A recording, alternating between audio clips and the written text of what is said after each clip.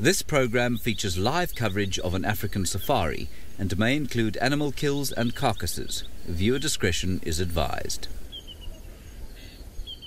Very good morning to you all jumping on board our sunrise safari, and here you have it.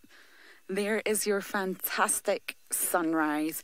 The orange and amber skies just going right across the Masai Mara here in Kenya. Isn't it absolutely breathtaking? Yes, indeed it is. Now, my name is Lauren, and on camera I do have the wonderful Manu today. And we're actually quite high up right now, so we're able to get a glorious view right across the Masai Mara plains, which we indeed had to stop and show you all. Now, please do talk to us today using the hashtag SafariLive on Twitter or indeed on the YouTube chat stream, whichever you prefer, and ask us any question you wish or any of your lovely comments that you may have for us. Now, we're going to slowly begin to make our way down this hill, and I am indeed heading in the direction of my very own Queen Bee, Miss Busara, the cheetah, who, as you know, I am in love with. So I am indeed going to head in that direction and see if we can find our cheetah. She wasn't sighted yesterday, so I am hoping that I can be the one to sight her. So as we drive off into the sunrise, we're going to send you down to South Africa to say good morning to Tristan.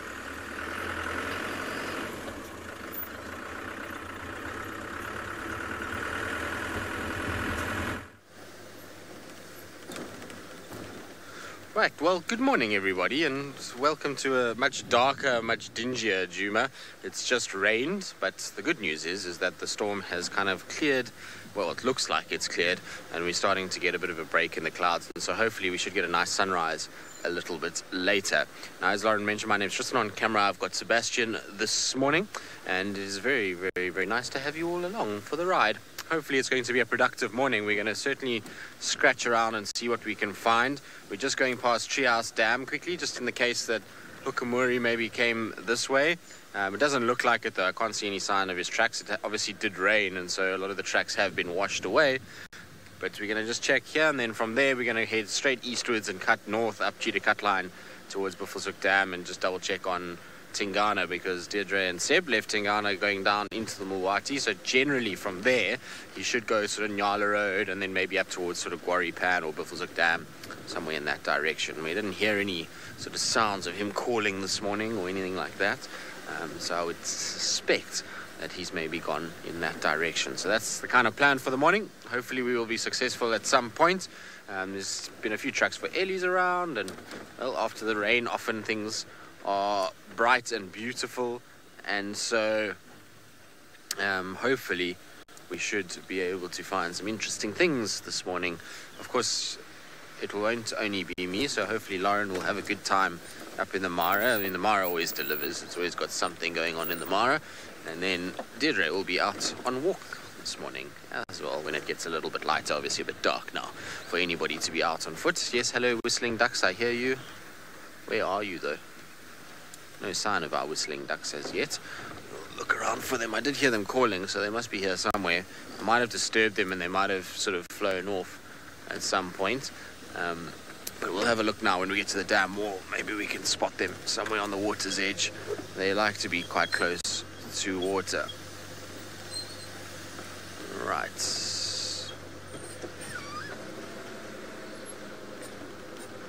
Let's have a look here. Lots of tracks for Ellie's around. I don't know where the whistling ducks went. I heard them, but I can't see any sign of them.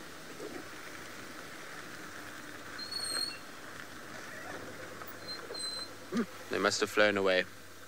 No sign of them in any of the trees, but Treehouse Dam seems to be very quiet. There doesn't seem to be any sort of glowing eyes that I can pick up, whether it be small, big, or anything in between. So it seems as though it's a fairly quiet sort of morning. You can see the big kind of storm clouds that are just disappearing off the water surface now. So that's the storm that was above us earlier and rained a little bit. It wasn't bad, but Those are those beautiful clouds. And it's a pity that we've got a bank of cloud on our eastern side, because what I was hoping is that we were going to get a sunrise just now, and those clouds were going to go a beautiful kind of red color. But unfortunately, we're probably not going to see that. But at least Treehouse Dam's looking fairly healthy, I suppose. There's water in it, which is good news. So all these little bits of rain will help. Good. We're going to carry on with our morning and see what else we can find. We're going to head off towards sort of Twin Dams and, like I say, carry on that way. And in the meantime, under a full moon, let's send you up to David in the Mara, who's, well, got probably a sunrise and is going to tell us about his plans for the morning. And a very good morning, everyone. Welcome to myself. I'm sure you all remember my face and my name. As usual, my name is David. And with me on camera is Bungay. Bungay, how are you, sir? And very excited to be with you as usual. You've got my green shuka ready for safari, and you all got the good news from yesterday morning that you are finally able to catch up with the sausages, right? So we had a small little party last night with Bungay, because what we did, we went and celebrated with a lot of juice, apple juice, and we made a lot of juice in the camp to celebrate that sighting. My friend Patrick went back there later on in the day and found the sausages at the same place, and they were still devouring that huge buffalo they brought down. I'm sure all my friends, including Tristan, have told you. Should you have any questions, any comments, hashtag SafariLive on Twitter. Not sure Manu might have shown you where the sun could be trying to push out from, but as soon as the sun comes up, Bungay will be happy to show you how it looks like. Anyway, one mission today, Sausage Republic. Sounds good? And yesterday we had like about 10 cabs all out, and they were climbing on that buffalo. Funny, because the previous night we had some showers, and the tall red oat grass was full of water, a lot of dew in the grass. And now you all know the soil chemistry of the Mara.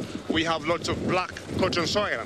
So it was a combination of the wetness on the fur of these cats and the black cotton soil. They all looked like panthers. You all heard the other day some black leopards were seen in Kenya, in the northern part of Kenya, in an area called Laikipia. So all these cats yesterday looked very black, just because of the black cotton soil and the water they had on their fur.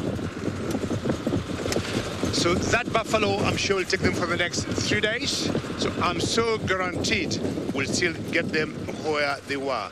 Not that I don't like hyenas, because I keep talking of sausages.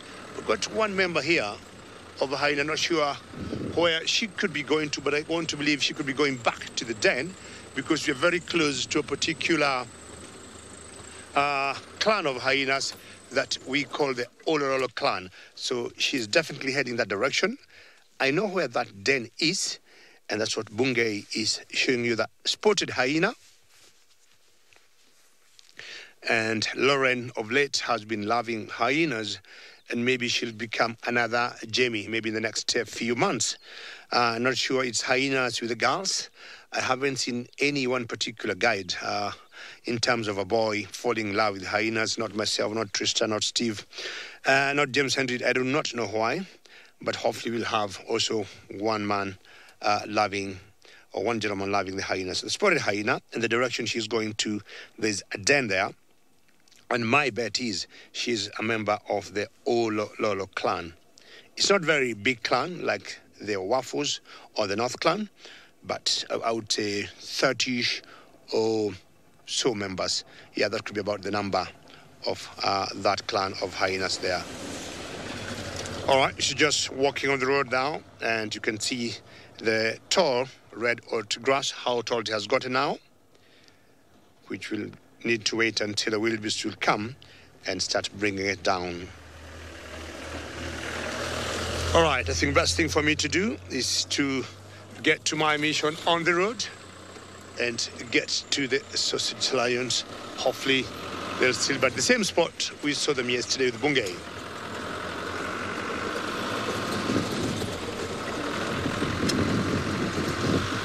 Doesn't feel very cold. That's why I might have dropped my green shuka, because it feels, quite warm. And the air, is also warmish. We didn't have any rains last night, but I am very convinced now that the long rains, officially from today going forward, they should be falling.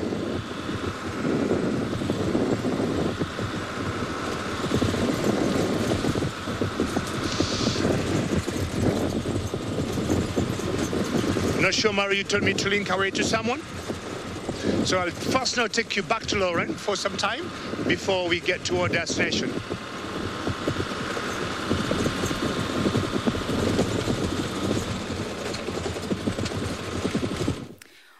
Well, we didn't get very far until we bumped into some lions. We have, 4.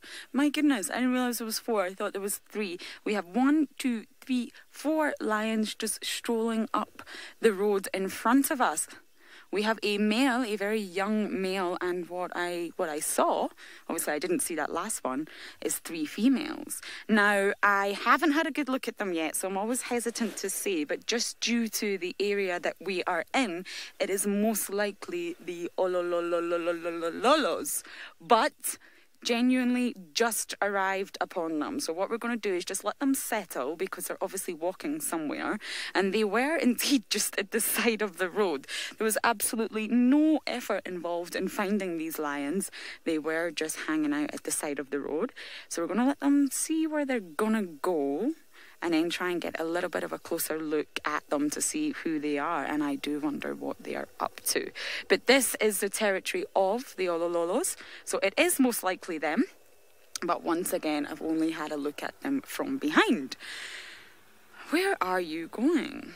They were actually just lounging by the side of the road, but indeed it's getting lighter and the traffic is starting to come on by. So that could be the reason that they have got up and left. Oh, it's lion madness around here. Every day we're stumbling upon many, many lions. But I do hope this is the Olololos, because it's been some time since anyone here has seen them, actually, and definitely the first time that I have seen them. We're going to follow them. Just go up a little bit ahead and indeed see where they're off to, and see whether they're going to meet up with the others, because there's only 4 of them here.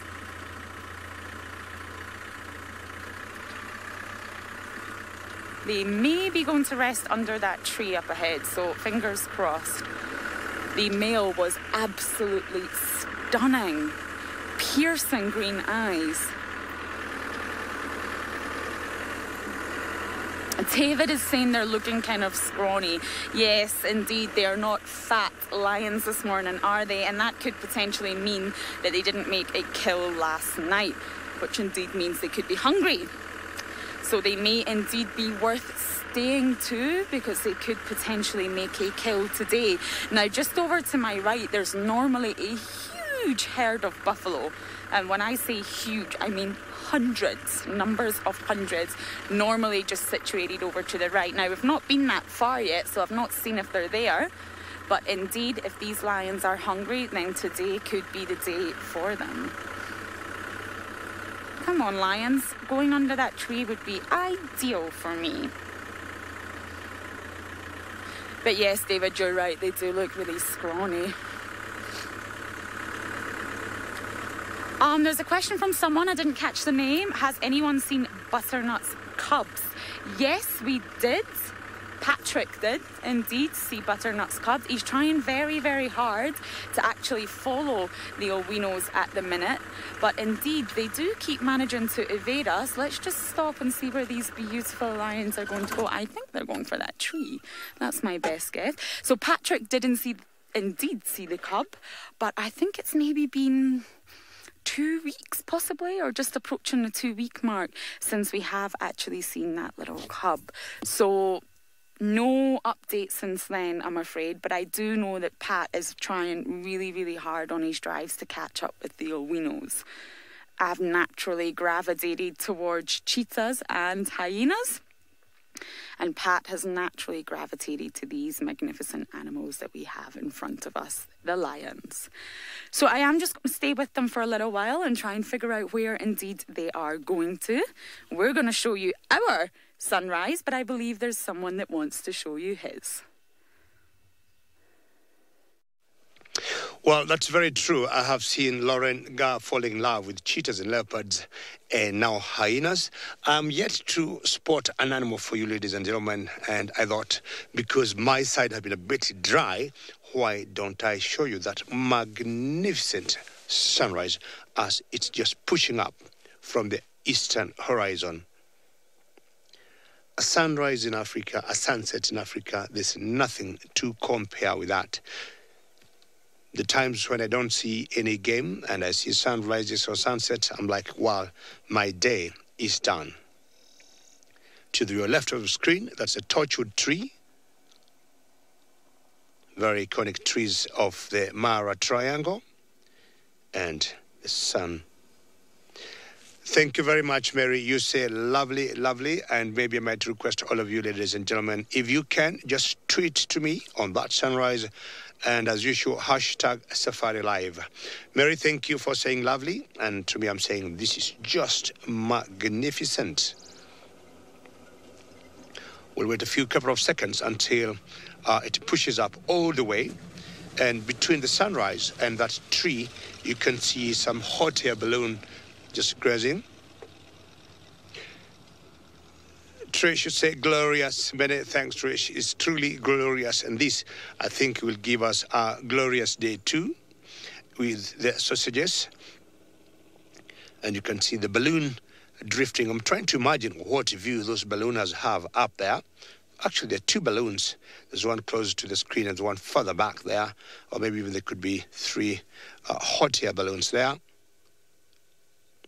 So all the beautiful colors that you'd want to see in the morning to make your day, I'm sure you can quantify them there.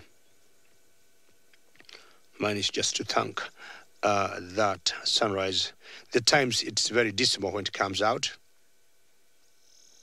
Linda, many thanks. You say golden. I would say asante sana, Linda, and always a pleasure to hear your name. It's very sweet of you. It couldn't be anything better. Not sure what time it is back there, Linda, in your home country. Janet, heaven it is, and I've always told my friends we can always make heaven here on earth, and especially here in the African wildernesses when we are out here on safaris, either in the Mara or in Juma. We've got very special sunrises. The difference in the Mara is that it's very clear. I mean, the vegetation is not very thick, and having the savanna, the visibility is a lot much better than it would be in Juma. So you can see all the way to the horizon. I'm sure you also, at that sun was popping up from the first 1 second. It's all up just to grace our day. And hopefully this is good luck with the sausages. Very good. Thank you for sharing with me that sunrise, everybody, and for your comment. We'll take you back to the girl, Lauren, who got the lions. Excuse me.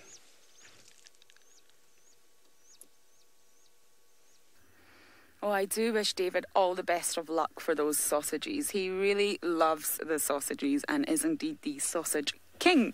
So hopefully today he will find them. I'm sending all the luck. But I, of course, have got my olololos. Now, they didn't do what I predicted them to do, sadly. They didn't go under that tree and give us the most wonderful view of them. However, they are still within our reach. And indeed, they are just looking around. And I do wonder if, I think it was David is correct earlier. They are scrawny, they are hungry, and it's the perfect temperature. They've got light on their side. It's not too warm yet. In fact, it's not warm at all. Me and Manu are both very wrapped up here. And the sun is just starting to pop out, as you've all seen. So I do wonder if they are hungry, and there is the potential for them to go after some food today. So we're just trying to figure out if there's any way that we can get a little bit closer to them. So there is an elephant approaching right there. Look at that. Fantastic. Oh, it's actually almost hidden behind a tree there. How can an elephant hide behind a skinny tree? I do not know how that is possible. And look at the size of those tusks. Well spotted, Manu. Really, really not too far from the lions. It would be great to see those two interact. but unfortunately not too close. So I think there is a large possibility that our lions have gone flat. I can't see them. Let me get my binos out. Oh, no, I've clocked them. You can just see those head popping up, and some of them are actually watching the elephant. They are indeed, I do not, going to attack the elephant, by the way. It's just interesting to see those completely different animals in different environment. Gabrielle's asking, why are there so many trees? I'm not really sure how to answer that, Gabrielle, to be honest. It's just the area that we are in. So see this lovely escarpment that you can see behind the trees? That is indeed where our camp is. So we live right on the top of that. And every morning we have to sort of, there we go, Manu's giving you a beautiful view of our camp. Right up the top there, you can see a building.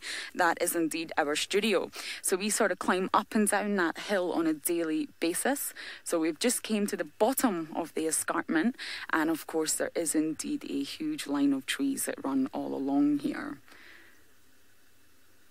So it is a wonderful area actually for the lions to sort of stalk through, and every morning that we do drive down here we see so many animals. There's always buffalo, lots of impala, zebra, giraffe. This area here is really quite active in terms of animals, and it is indeed the Olololo's territory. So again, we've not got too great a look at their face, but I really do feel 99% it is indeed them. This is where they hang around, and we do see them on a daily basis. So I'll try and figure out if we can get a little bit closer. Hopefully we can. The lion is really not too far away from that elephant.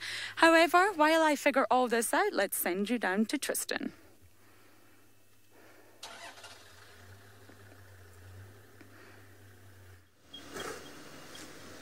Well, good luck, Lauren. Hopefully you can get closer. I'm sure you will be able to at some point.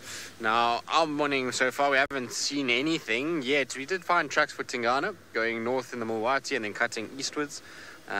So we're just kind of checking routes that I know he likes to walk in the hope that we start picking up tracks that are fresh. I mean, these tracks are from last night and have been obliterated by rain, so it's very difficult to see them once they left the sand of the Mulwati. Even on roads like this, unless they're on top of the rain, it's going to be quite tricky to be able to actually see where they are. Now, I was just saying to Seb, it's also an awkward light at the moment. It's that light where it's not kind of dark enough for the spotlight, but not really bright enough for your eyes to pick up too much just yet.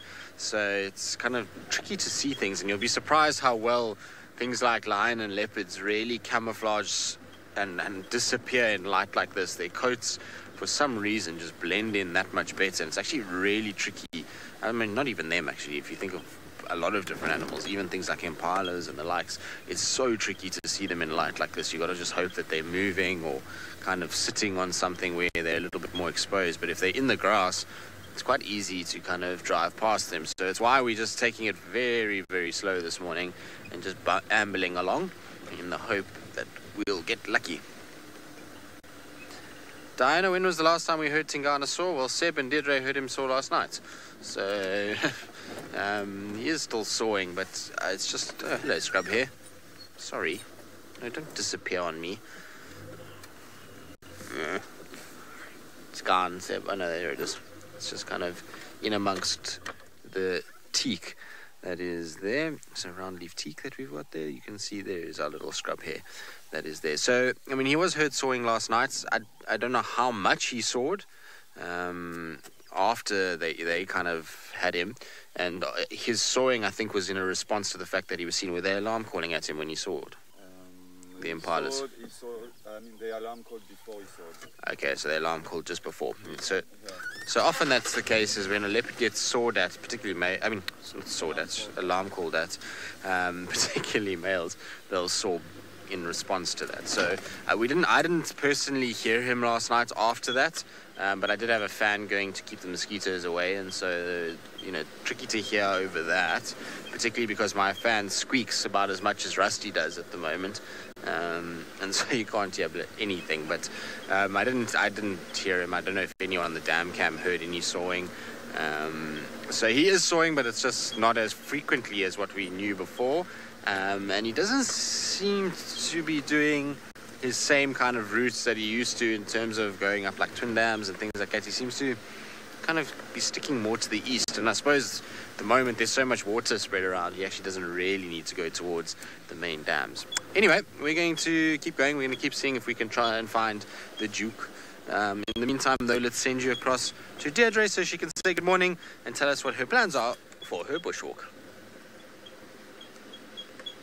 Good morning. My name is Deirdre and I'm here walking on Djuma with cameraman Jean-Dre. I nearly said Seb, sorry, with Jean-Dre. And the other day I believe some viewers confused Jean-Dre for Deirdre. So Jean-Dre's on camera, I'm in the front, and then we've got Herbie looking after us heading out. So Herbie's got some good news. He says there's been signs of finding an elephant bull a little bit further, so we've got to walk a little bit to get there, but we are going to try and see if we can get an approach on foot. So there's, as Tristan said, it's a little bit overcast. The bigger clouds are behind us and the blue sky is in front of us. So we've decided while we're on foot, we'd prefer to stay out of the rain. So we're going to head into the blue skies. I've picked up a beautiful little feather. Nice spots. I can see by the fact that Jean-Dre is about 5 centimeters from my face that he's zoomed in quite close. This is from a guinea fowl, a helmeted guinea fowl. And this one's going to go for the collection because I believe Trish is collecting them. She's busy making a dream catcher. So she's asked all of us if any of us find feathers, if we can keep them for her. So I'm going to put this one in my top pocket. Hopefully it survives the walk. And then I will give that to Trish. So the really nice part about going on a walk first thing in the morning after you've just had some rain is that you start on an absolutely clean slate. So the morning newspaper is really fresh, so we're going to start looking for tracks, and particularly for that elephant bull. But I'm going to now send you up to Lauren in the Mara.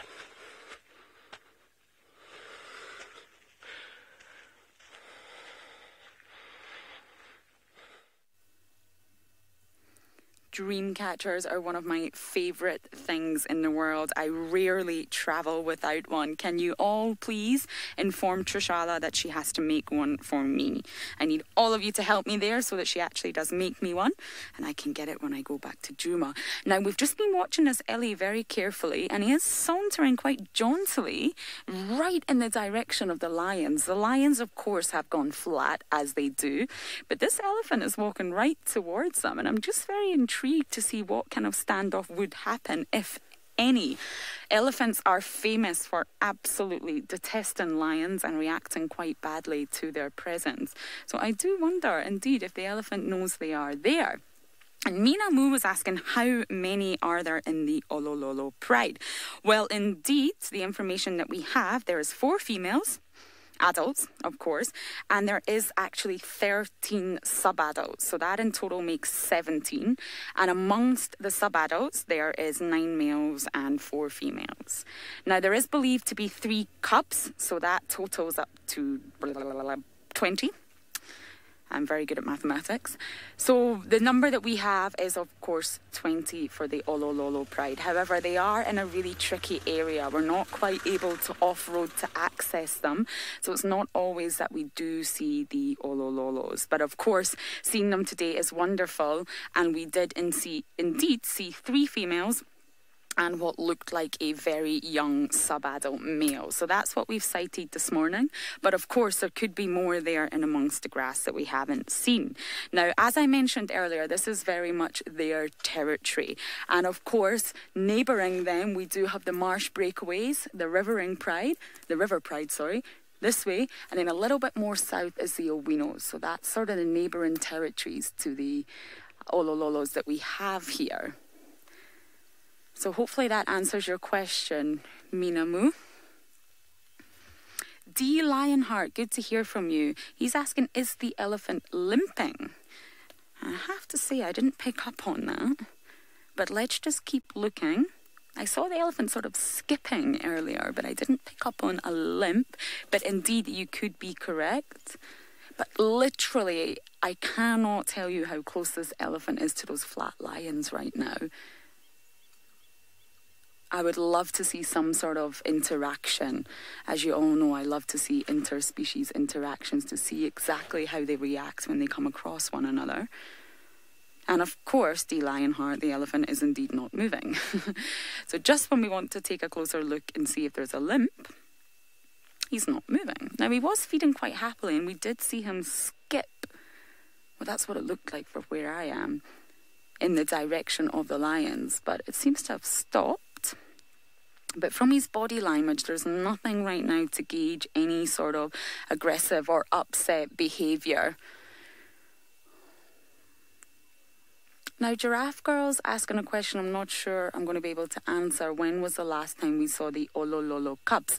Now, this is the first time I have personally came across the pride or part of the pride.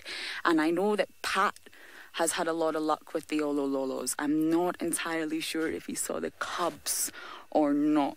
He's had a lot of luck with lions. He really is becoming the king of the Simbas, but I'm not sure he encountered the cubs. So Giraffe Girl, in terms of an exact date of when we saw these cubs, I'm very sorry, I'm not able to quite tell you. But of course, I can indeed find that information out for you. We can hear this pride roar from our camp. Obviously, Manu showed you our camp just a little bit earlier. It's really, really close, and very often we can hear these lions. They do go up the escarpment sometimes as well, which is slightly terrifying, but very, very often we'll hear them, and it is indeed the Olololos.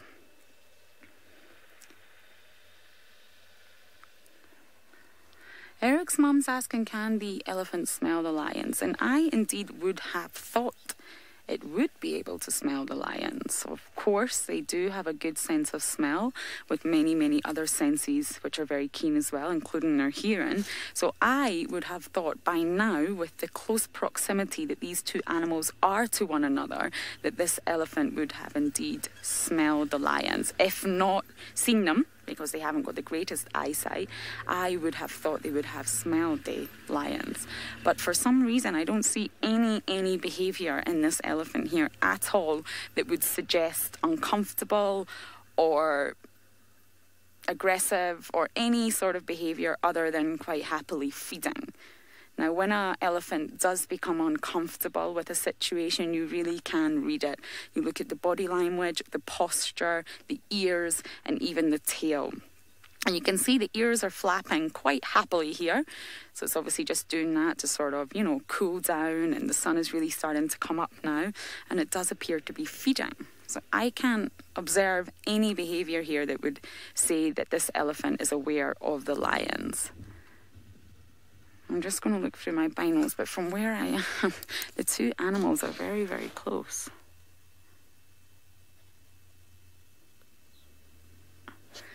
So if there is any interaction, of course, between these two different species, you will indeed be right back with us. But for now, let's send you down to Tristan for an update.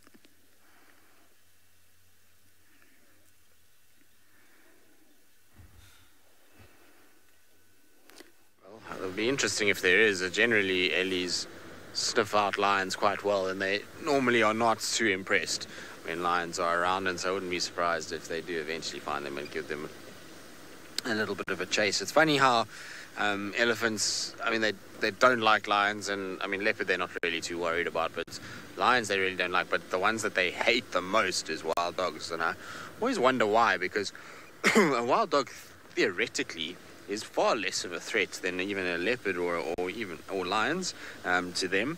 But I think it's just the franticness of dogs and the way that they run around and move. The Ellies just get panicked and maybe just don't like so much kind of chaos around them.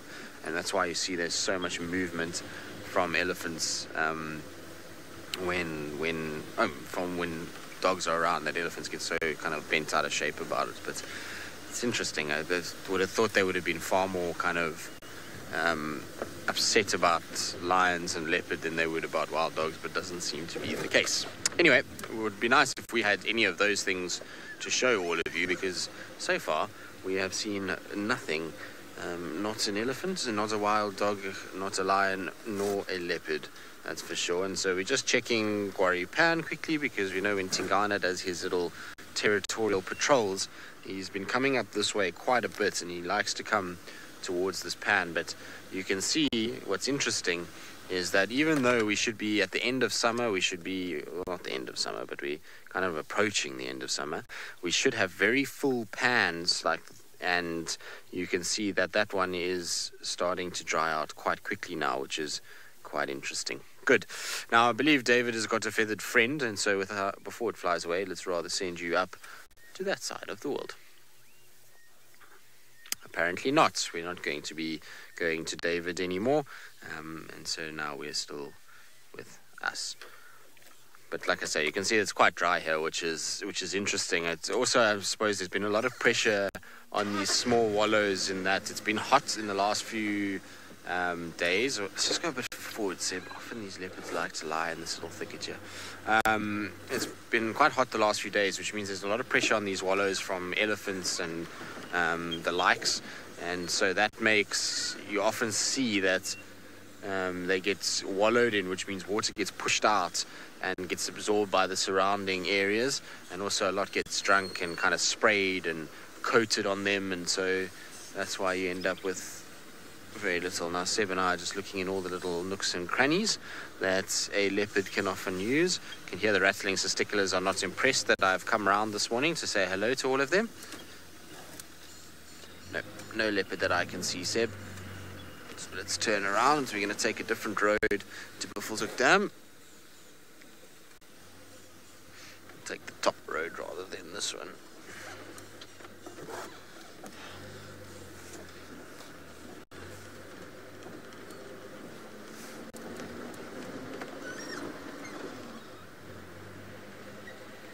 Oh, looks like we might get a nice sunrise, Seb.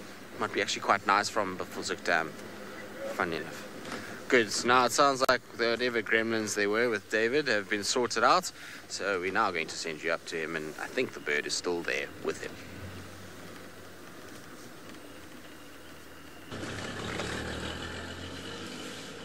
Well, thank you very much, Tristan. Now, I got a bird of prey here, and it's very interesting because I saw her or him last night, more or less, was it in the morning? Yeah, in the same position. And this is a duck chanting goshawk. Duck chanting goshawk. When we got here, there were two, but shortly after we got here, after a couple of seconds, one took off. Very difficult to know whether it was the male that took off or the female, but this is the duck chanting goshawk that you'll see around the Mara. Very similar to what you call the pale chanting goshawk or the eastern pale chanting goshawk. But you see that orange there on the beak, you'll get the eastern pale chanting goshawk having a bit of yellowish on what you call the cirri right before the tip of the beak. Of the goshawks, I think this is the most beautiful one of all the goshawks I know of in Africa. And either it could be a mating pair, and that's why I've seen them in the same place maybe 2 times or 2 days in a row, yesterday and today. Hello, goshawk. Where did your mate go? They'll be catching anything on the ground, like reptiles of some sort, insects, would form some main diet. She's not giving us the best view because she's facing the other way, but Bunge is doing the best he can to make her look good on the camera and on top of a torchwood tree. Well, I think we're going to leave her and maybe go to our destination of the sausages. Hopefully we're going to catch up with them because the light is out very nicely and they should be still eating the buffalo from yesterday. That kill should have been yesterday about 5 or 6 in the morning. We didn't see the kill, but from what we saw, it was very fresh. You could see the redness of the blood from the mouth of the buffalo.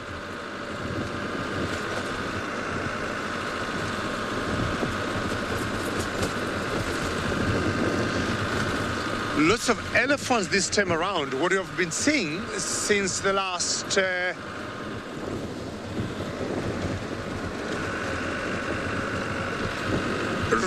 you're asking what's the estimated distance you can hear a lion call. Now, here in the Mara, 10 kilometers is a good distance to hear a lion call. I'm talking about 7 miles odd. And especially the males, when they roar, they're very, very loud. So 7 miles, 10 kilometers, you can comfortably hear a lion roar.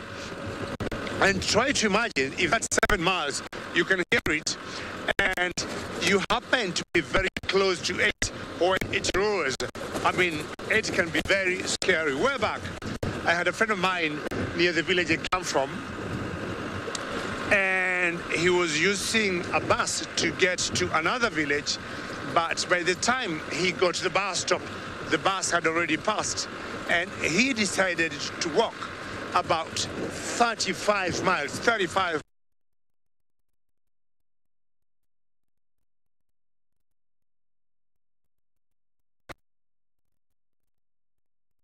And the way on the side of that he never saw, it was pitch black. He couldn't see them. And males being males, because normally lions will roar at night. One male decided to roar, and what happened is he just went down because it was quite scary. Would you want me to link to Mari?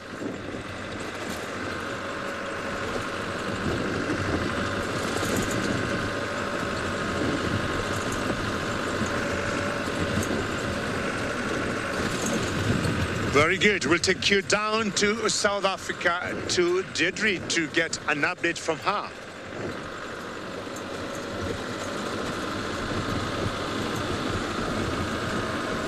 So we've just been walking. We're still on the trail of the elephant bull. We haven't found fresh tracks yet, but I found something very tiny. I know the other day some of you that were watching saw Rusty had a giant land snail. Well, this is giant land snail junior, because he's just a little bit bigger than my thumb, whereas the normal giant land snail is probably the size of my entire fist. So this one's got a bit of growing to do. And he's on the edge of the road, so he does need to seriously think about moving a little bit more that way to stay out of the way of all the animals. I wouldn't call this one Speedy. I'd call him Mr. Slow, because he's hiding in his shell. You might have found a vehicle came past and the vibrations made him quickly hide in his shell, and he's not feeling too comfortable yet to start peeping out. So he's not moving just yet. And then another thing that I found, which is even bigger than our snail, is a wild cucumber.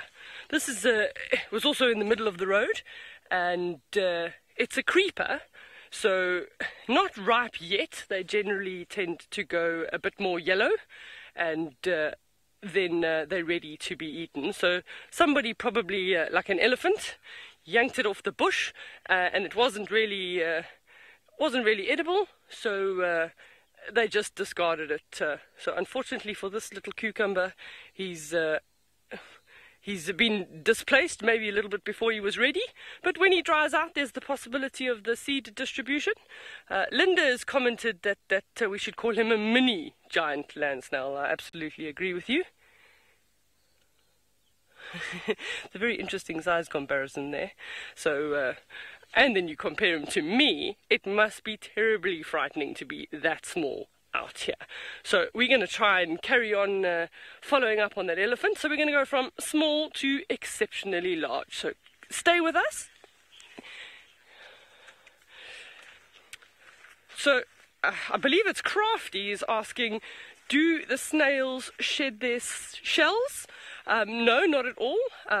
Their shells are their protection, so they need to keep their shell, and what they'll do is go into their shell. Sometimes animals like baboon or ground hornbill will try and pull them out their shell to eat them, but the one that lives without a shell is called a slug, and we do see them generally after it's rained. Then you'll see almost like a slimy, long slimy trail, which is what the the slug leaves. Okay, Herbie's got some audio. Audio meaning sound, he can hear something. Did you hear elephant, Herbie? Yeah. Okay, so he's heard the elephant. Oh, it's down the road. Look, it's all the way down the road. There he is. Can you see him there? Oh, there goes his bum. Okay, so we know where he is now. So he's about 500 meters from us. It looked like one, but obviously with elephant bulls there sometimes can be a bit more. So he's moved off to the left. So we're just going to give us a little bit of time to reposition ourselves and figure out exactly what's going to be the best view. So there is no wind. Okay. Oh, there's also animal alarm calls. Herbie's hearing something else, and I've just heard them now this side. So that is a kudu alarm calling. It's a bark, a very loud bark. It's like, wah, wah, wah. It's barking and very agitated. Now, normally a kudu would only alarm for two things, and that would be a leopard or a lion. Or maybe even a cheetah as well. I'm just listening.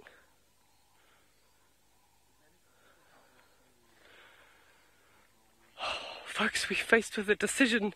Do we go that way and try and follow up on what's happening with the kudus, or do we go that way? I'm pulling towards the elephant because we've sort of promised him and we've seen him, and we're going to try and send one of the game drives to go and follow up on the alarm calls. But I'm going to link you to Tristan. He might have an update.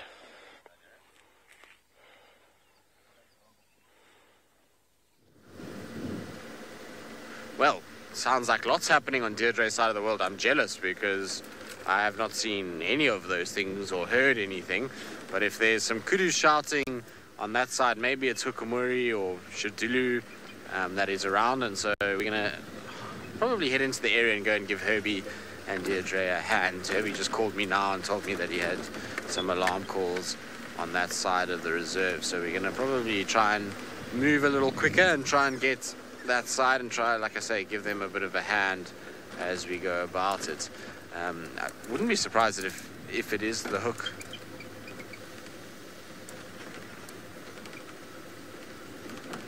Okay, so that's on Cheetah Plains. I just got an update about a leopard on Cheetah Plains, which must be quarantine.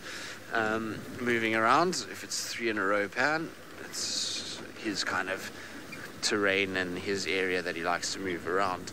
Now, talking about quarantine and other leopards and these kind of things, I got an update, I'm sure lots of you wanted to know, about Hosana and Tamba. So Tamba and Hosana were both seen on Londolozi about 3 days ago now.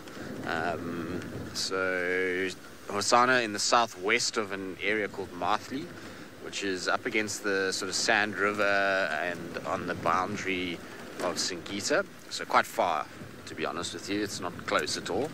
And Tamba was apparently along the Sand River, but on the southern side of the river, not on the northern side. So Hosana still hasn't gone over the river yet. Apparently he still stays on the northern side of the river, but I'm surprised that both of them are as close to the river as that, because I would expect Flat Rock and the likes to be pushing them and trying to get them further away from the river. As you know, young males, I'm sure they don't want them around there, but anyway, they've somehow managed to get themselves in, but they are healthy, they're doing fine, they're apparently both in good condition.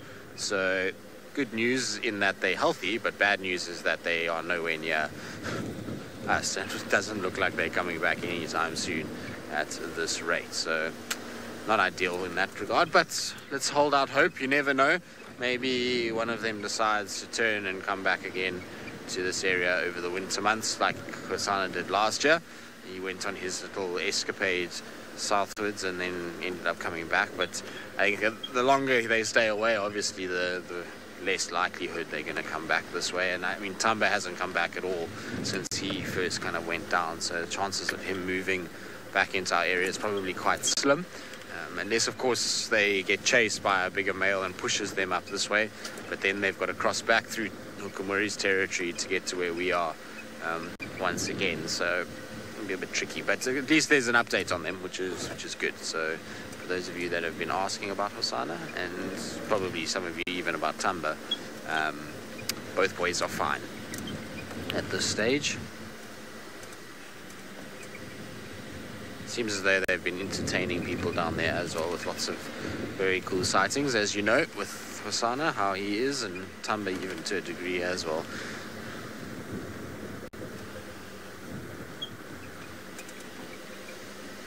Lauren, not as far as I know. I mean, I was a very brief chat that I had with one of the Londo's guys, just trying to get some sort of information. And the guy was actually on drive, so, you know, he didn't have really much time to talk about it. But not as far as I know. I think they've been seen close to one another quite regularly, but never, I don't know if they've been seen together. I doubt it. I would expect that if they were seen together, there would probably be somebody that would have said something, or there would have been a highlight post. You know, Londolo's pretty good with their social media stuff, so I would have expected there to be something along those lines if he had been there. No little Kalamba here. Nope. All right. Let's try and kind of put foot a little bit. I was going slowly here because we know Kalamba spends quite a bit of time in this area and she likes hanging around here. And the last time we saw her, she was mobile north. So this is an area that she might have come to, but she's not here. So we're going to try and shoot across to where Herbie and Deirdre are and see if maybe we can get lucky with these alarm calling kudu. The problem with kudu is they generally don't shout for very long, and so it's going to be a bit tricky. Good. Talking about Deirdre and Herbie, they are still with those big pachyderms on foot, and so let's send you across and see what kind of a view they've got. So what we actually saw was the backside of a young elephant, and the rest of the herd is actually just crossed in front of us. We've positioned ourselves up on the top of a termite mound, and they're busy feeding, so they're just moving, but they're also on a little bit of a mission. So they're just walking through the bushes. We got glimpses or views of their tusks and their ears through the bushes, but we might be able to reposition ourselves to see if we can get another view. There's another one coming that's going to cross the road.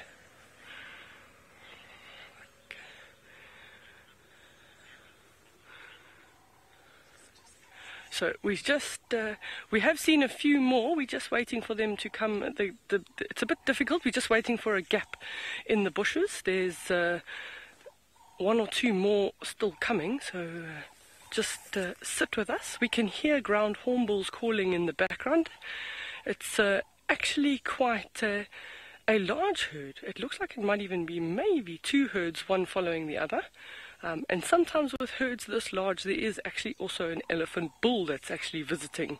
That might actually be him there at the back. Yep, was a young bull. He's not incredibly old. And there's another young one there. So this is quite a big herd, so we don't want to get mixed up in the middle of them. So that's exactly why we wanted to just double check who was where and what we were actually seeing, because Herbie was hearing elephants everywhere. So you don't want to get yourself in the middle of a breeding herd, because that can be quite dangerous, especially if the matriarch is further up ahead and there's some of the younger ones at the back, and they don't know necessarily if they see you, they don't necessarily know how they must behave. They panic a little bit, one of them trumpets, and the matriarch of the herd decides what's going on, I need to go and investigate, and she comes barreling on over. And that's one thing you definitely don't want, is 20 angry elephants.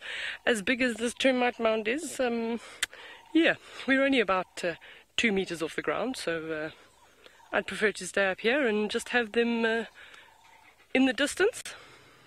So our view is deteriorated a little bit, so we going to try and see if we can make another approach, maybe get to another termite mound, maybe they're heading to the water, and we can see if we can get you another view. But at the moment it's relatively thick, so we have to move carefully and quietly in order to try and see if we can get another approach. So just down the termite mound carefully. I don't want to fall on my face. Okay, so that wasn't so careful, but we're going to send you up to Lauren, who's got some buffalo, while we go and look.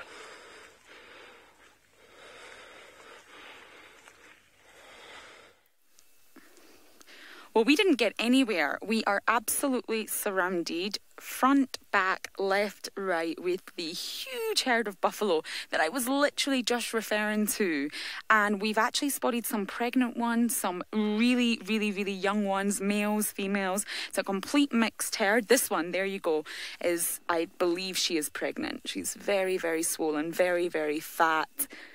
Definitely a female, and I think she could be quite heavily pregnant. Oh, we've got a tiny juvenile right here. Look at that. Oh, how cute. Oh, now slightly worrying, they are heading right in the direction of the Olololos. Now, I haven't got any sight of the lions yet, because they're obviously a little bit ahead and flat. So what we're going to do, now this is not going to be easy because we have traffic and roadblocks all around, but we are going to try and get to where we were just literally 10 minutes ago, because there is a potential that these lions could either have some sort of confrontation or try and stalk a buffalo. Now, this herd of buffalo is a little bit too big for 4 lions, but as you saw, there's a lot of very, very young ones, and I mean really, really young buffalo. So there's a lot of traffic coming up ahead. I'm just going to drive in and see if we can get to these Olololos, because they are literally right next to the buffalo. So let's see if we can get back to exactly where we were. I cannot believe the amount of buffalo here. It's incredible. Now, we were on our way to try and see Busara, but I just have a funny feeling something is going to go down between the lions and the buffalo. Even if it's not a hunt, it might indeed be some sort of confrontation. A lot of traffic coming. I'm just going to quickly swing in here. And indeed, probably not going to get very far, because as you can see, look at the traffic. The morning traffic in the Mara. Now, they're everywhere. These buffalo up here, I'm just going to stop.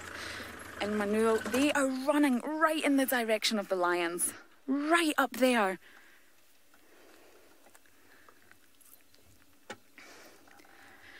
Cameron is asking about Busara. Look, the lions up, they spot them. Okay, look at that lion's face thinking, oh my goodness. Breakfast is served. Yep, this is amazing. There's lots of vehicles behind me. Should I just go forward a little bit, I think, and just pull in? This is obviously the place to be this morning. I cannot believe it. These lions are looking at these buffalo very, very closely. Now, I don't want to get too close to the buffalo because they are quite formidable. They have got a reputation. Sorry, Cameron, I know you asked about Busara. I will get back to you. But right now, I just need to keep my eyes on what's going to happen. Now, as I mentioned, this is a huge herd that could, of course, fight back. So the lions would have to be very, very careful. But they did look hungry. And indeed, there is some buffaloes just getting separated up there. So the herd is getting a little bit separated. I can see a few going off in one direction, right towards the lions. Oh, my goodness, that one's really close, right in the distance there. You guys be careful. Okay, so I'm really not sure what would happen here, but indeed the young ones would of course be a target for the lions. Oh, and the elephant's right in the middle of it. I can't believe it. Look at that. The elephant's right in the middle of the buffalo. This is like Animal Central. That elephant just strolled through all of these buffalo. Okay, there's a lot of traffic here, so we're just going to move forward and sort of get out the way a little bit. There's obviously a lot of people around here that do obviously want to see what's going on as well, which is not ideal. Bear with me. I just don't want to have our view blocked because the lions are right up ahead and the buffalo are obviously here. Okay, indeed, that is exactly what has happened. Our view has been completely blocked. Oh, the elephant's trumpeting. That is not a good sound. Okay, unfortunately, not everyone has manners, and our view has been completely blocked by everybody. So we're going to have to reposition and be very smart about this. There is obviously a huge traffic jam now, and I have absolutely no view of the lions whatsoever, which is really unfortunate. I don't know how to explain how frustrated I am right now. I'm gonna keep smiling, Lauren, keep smiling, keep smiling. The traffic is never ending. I don't know where all these vehicles have came from. So, if you can just bear with us, we are going to send you across to David while we get into a better position for what is going on around us here.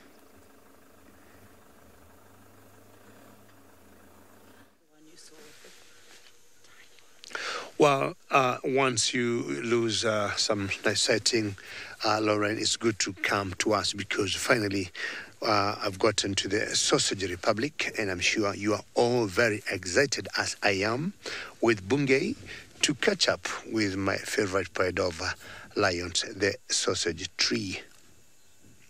Now you can see the kill is here, and as I said, they might be here the next 3-4 days. They have, I would say, eaten half of it. It's a huge pride by any standard. With 2 males, there's a coalition of 2 males around here that we call the Ondonyo Pike. I haven't seen any at the moment. And we got 5 girls and a combination of cubs, you know. And look at those cubs there on that termite mound. 2 of them, and I guess they're of the same age. We'll be finding out whether these cubs belong to Mitty or they belong to Kinky. We have lots of cabs, and we thought one of the days we'll come here, get a piece of paper and pen and try to quantify them and know which cabs belongs to who, because we got, I guess, 4 sets of cabs of different ages in this pride. And remember, ladies and gentlemen, as you have always told you, should you have any questions or a wonderful comment, don't be shy. Hashtag SafariLive on Twitter, and you'd ask, what are they eating? And be happy to tell you, this was a Cape buffalo, African Cape buffalo, until maybe the last 24 hours ago. And you can see the mouth there, and some cub there must have been feeding, maybe on the tongue, not very sure, but she seems to be very happy and full. Sarah, good question, and you like to know how many cubs there are in total. Now, Sarah, this particular pride have always been taking us in circles. There are times we come here and we count 9 cubs. There are times we have come here and counted 10. Yesterday, myself and Bungay counted 12. Not sure, Sarah, we repeated some or not, or actually got 12. So today, Sarah, we have said we'll sit here and wait. Sarah, I'm sure you know that is the very famous female in this particular pride, and we call her Kingtail. And if you look at her tail carefully, Sarah, and all other nice viewers, you can see she got a knot on her tail, and that's why we call her Kingtail. We believe she's the oldest female in this particular pride. Did you sneeze there? And very experienced. And to bring down a buffalo like this, she will always give the command. And of course, she reminds me of the Waffles of the North Clan. And she makes all the crucial decisions in this particular pride. And anytime they will execute the hunting, you'll see her coordinating the other 4 females, even in the absence of the males. They are specialists in bringing down buffaloes. But of course, as it is now, we do not have any other prey they would be going for. So it has been buffaloes and buffaloes throughout. So we today try and identify which are her cubs and exactly maybe how many cubs she got. Well, we'll stay here a little bit longer because it's a very good hour for the morning for these cubs to come out, and the whole maybe pride to come out and keep devouring this buffalo. But in the meantime, we'll take you back to Lauren and find out what her buffaloes and lions could be doing. I'm so happy David found his non-vegan sausages. That was exactly what he was after. And I am in a very, very epic moment at the minute. We've got these Olololo lions in the background intensely watching these buffalo, which from what I've observed don't seem to have any idea, there is their main predator in the background there. Some of them are wallowing, some of them are mud bathing. There's been a little bit of play, but the number of juvenile buffaloes ahead of us right now is incredible. This must be a breeding herd, and there's so many pregnant females and very, very young buffalo. 1, 2, 3, 4. Oh, they're just everywhere. So I'm really not sure exactly what is going to happen here, but you can see the lions are just watching. They are hungry, sorry, and they're very aware that their breakfast could potentially be right in front of them right now.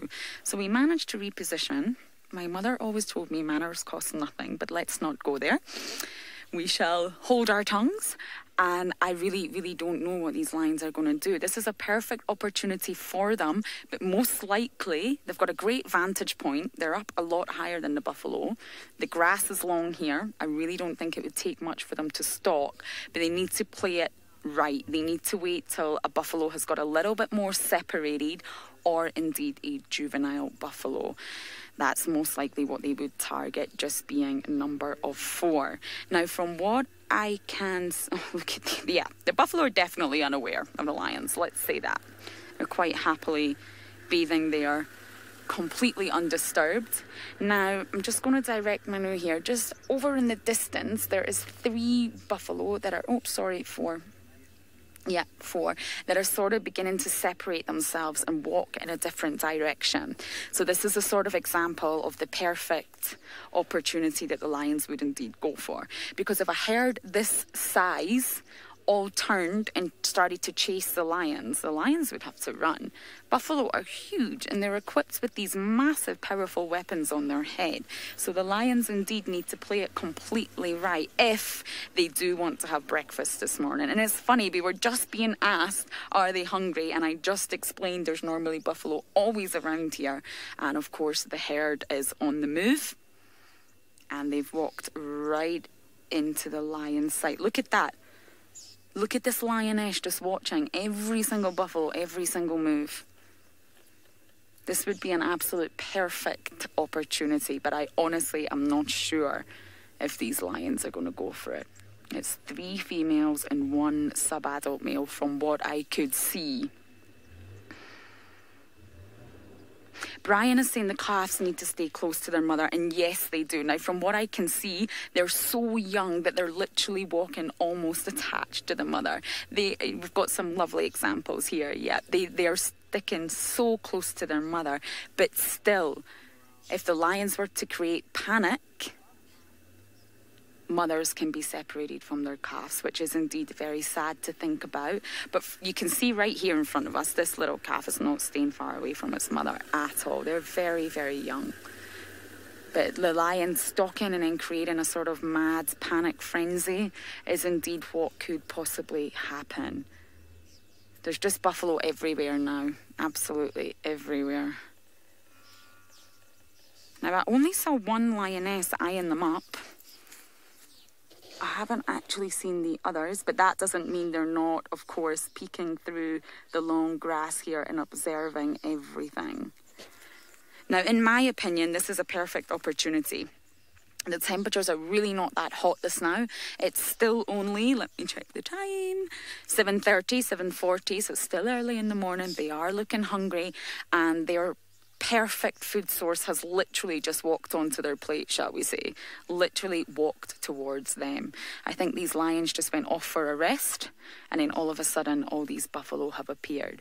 So this is a great opportunity, and if these lions are to turn it down, then they mustn't be as hungry as we thought they were. Look at all the buffalo. There's just hordes and hordes and hordes of them. It's insane. But of course, this herd would be difficult to tackle. It's the stragglers now that I'm keeping my eye on. There's a few stragglers in the distance and a few buffalo that have separated themselves. So that is indeed what the lions really, there we go. There's the stragglers and the separators. All of them seemingly blissfully unaware that the lions are up there. So if these olololos do indeed let this opportunity pass, That would be rather unfortunate because the day's only going to get hotter and these buffalo are indeed only going to get further and further away. Now, I did mention this is very close to our camp, and every morning, every afternoon, these buffalo are normally around here, always. There's water points, there's long grass, it's just the perfect place for them. But they could potentially move over to the other side and be much, much further away from these lions. So come on, Olololos, what are you going to do?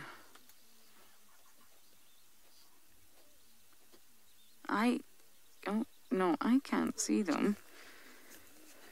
They must have gone completely flat.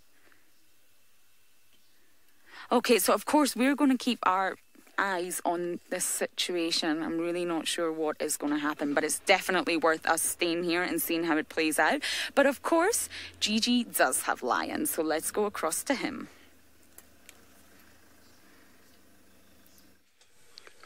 Well, sorry, Lauren, and that's very typical of lions when they decide to go flat. Not much you can do. But luckily here, the lions are getting very busy. And what we've been doing, me and Bungay, is to just try and document and try to profile this combination of cubs. As I said, we've got 4 sets of cubs here of 4 different ages. So the oldest ones were born last year in September. So we're talking about September, October, November, December, January, February, March, right? So we're talking about, they could be about 7 months old. They have really grown. And they belong to one particular female that we haven't given a name. And then there's another female, I'm sure you all know, that we call Limpy because she limps a little bit. She got 1 surviving cub, which of course is a male. Also, then Kinktail, we are now getting a little convinced that she got 4 cubs. And there's one other female that doesn't have a name. We have never seen her mating. We have never seen her pregnant. And of course, we know Mitty got 4 cubs. So quite a number of combination of cubs here. And I was saying the other day, it's like going to a kindergarten and getting kids of that age, and then kids of primary school, or then combined with kids of high school. And having this buffalo kill here, they are not going anywhere. And all of them, I believe, they can eat meat. And if they can eat meat, they must show up at one point. Now, what we have there are the 2 oldest cubs that were born in September last year, and you have seen them eating, and those ones are capable now to eat meat comfortably, and definitely they must have been weaned by now and maybe not suckling a lot. So this is a buffalo they're feeding on. It was brought down yesterday morning, about 4-5 in the morning. We were not very lucky to see the kill. Not sure whether we were lucky or unlucky, but I believe it will sustain this pride for the next 3 or 4 days.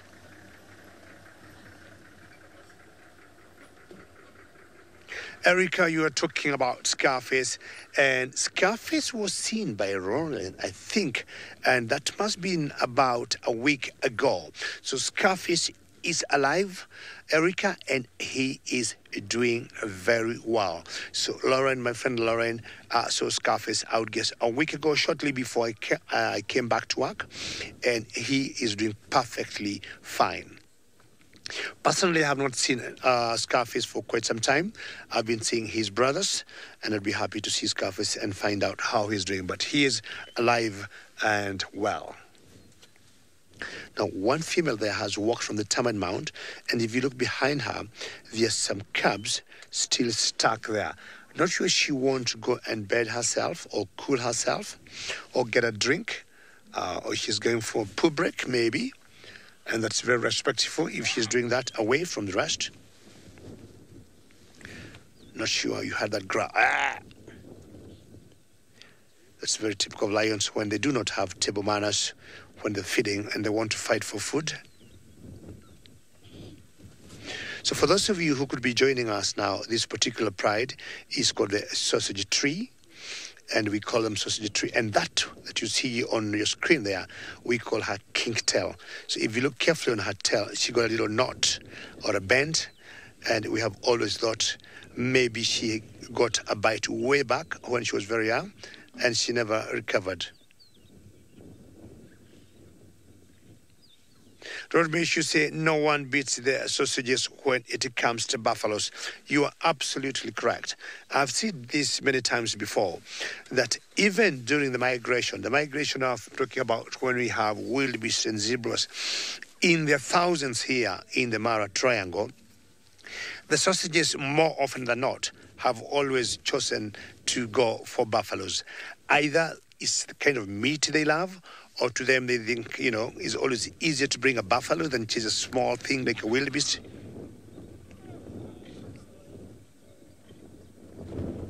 Or a zebra. Not sure whether you can hear that. And it's funny how these lions are kind of growling and fighting for food. We always see that when there's a male, but these are all girls and their young ones. And their hunting prowess, or their hunting success of buffaloes, reminds me of the Nicomos in Juma. I have always, or anytime I saw Nicomos with a kill, they usual to see them with a buffalo kill. So they tend to salivate the part they're going to eat, and then using their very rough tongues like sandpaper, then they'll just cut and just swallow pieces of meat. I'm sure we know lions will not be able to chew like most cats. It's just cutting pieces of meat and swallowing straight. And you can see the movement or the wind blowing the red oat grass there, making it very colorful sighting. Now, a fully grown lion could eat up to 30, 40 kilos. That could be for the males. What are you fighting for? You have no reason to keep pushing each other. There's a lot of food for everybody here, eh? Now, having seen that being very typical with the males, I think the two youngsters here, the two that are about 7 months old being males, maybe they have started showing their signs early, because males, in general, the fully grown ones, will not allow even the fully grown females to eat. They'll always want to eat first until they're full. Then they'll allow the females and the cubs to come join the party. They just may be starting early to show what they'll be doing in the next 1 or 2 years, keeping off the females and the young ones. So they've climbed on that Taman Mound, I'm sure, now to warm up before maybe they come for a second helping on the buffalo.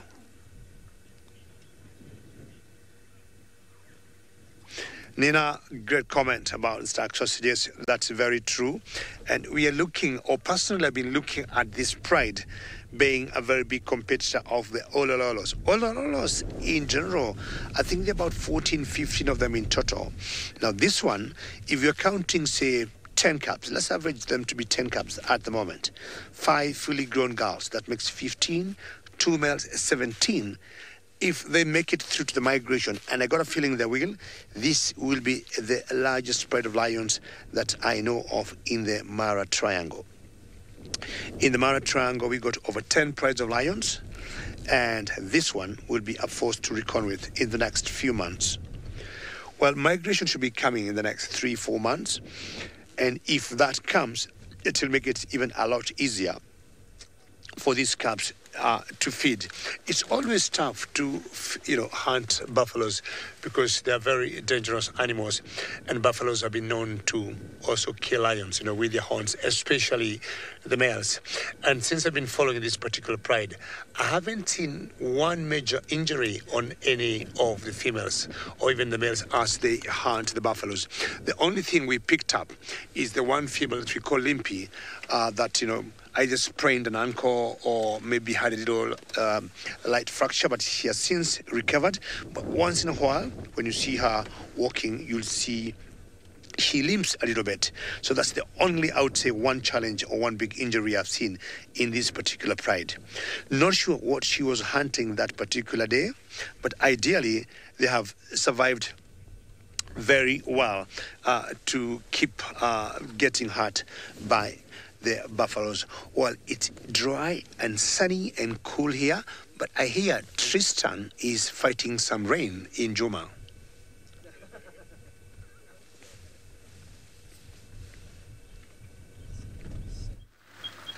Indeed it is. It's now starting to rain quite heavily, which is not really that ideal if we are to try and find animals.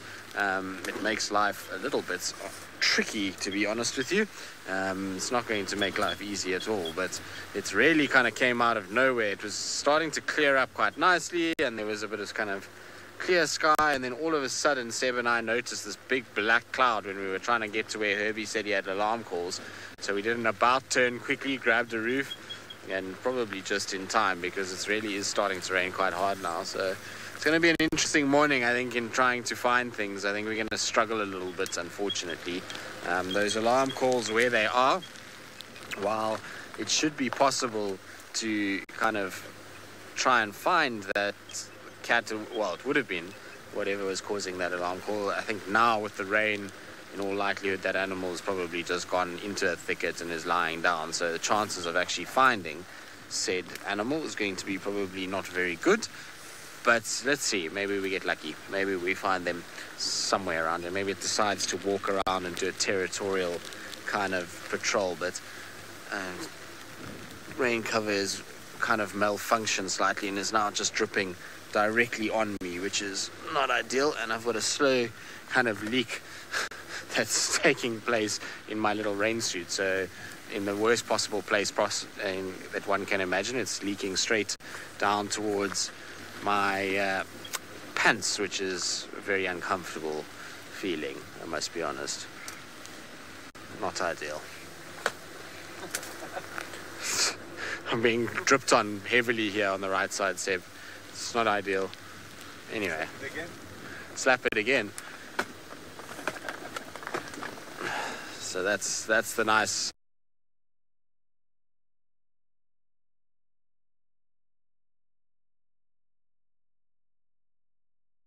Survived. Mm-hmm. So that's number 3. Then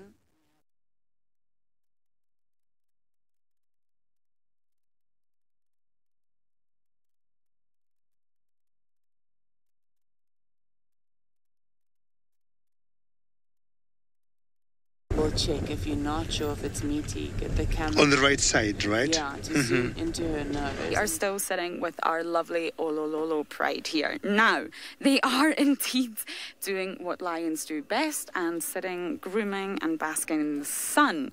They have not made any movement towards the buffalo at all, which is surprising but not surprising. Obviously, it's a very large herd. It's very big, probably way too big for the amount of lions that we do actually have. However, I do believe there was some opportunities there. The lions just chose not to take it. So I'm not sure how possible this will be for Manu, but let's just see if we can sort of give you a view of how far away the buffaloes are now from these lions. And indeed, it is far. They're still around, but that huge herd has travelled right off and gone into the distance. So a bit frustrating. The lions are still watching them very closely, but indeed, I think their window of opportunity has gone, unless they want to play the game where they sneak up on them from behind and really go for the stragglers, but it doesn't look like they're making any movement whatsoever. Now, we have got a wall of vehicles beside us, which is a bit of a shame, but off towards my right, which we can't show you right now, you will just see a lot of fumes, there is actually more lions off to the right. So this is most likely the rest of the pride. Cannot confirm that, but it's highly likely because they're just over there. So it is a possibility that if all the pride were to actually come together, that's quite a strong force that they would make an attempt towards the buffalo.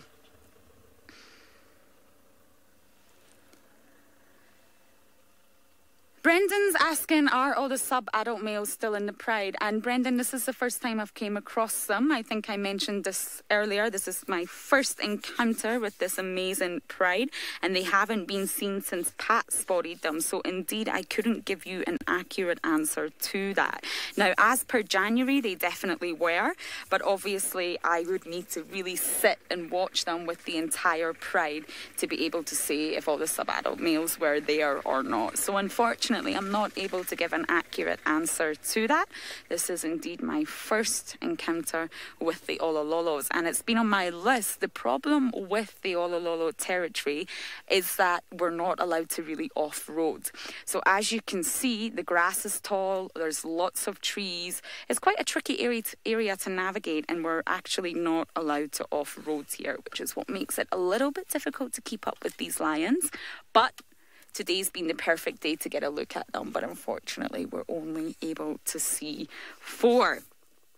It would be great to see the whole pride together, but unfortunately that is just not what we're able to do today. So sorry, Brendan, if I do get any more information, I will let you know. They're just a bit more of a trickier pride to keep up with because of their territorial boundaries. Now, the buffalo are indeed really far away now. I really don't think these lions are going to do anything. They're watching. I guess that's like watching your breakfast being cooked very, very slowly from a few rooms away when you're in the restaurant, and it just never, ever comes. They're watching intently, but I just don't think they're going to make any movement towards these buffaloes. Not right now, anyway. Which is a shame. We really, really were prepared for some lions to get up and at least give it an attempt. There's another lioness up ahead, directly up ahead of me. So they've kind of managed to separate themselves. Yeah, so I can see 3 from where I am. Right up in the distance is another one.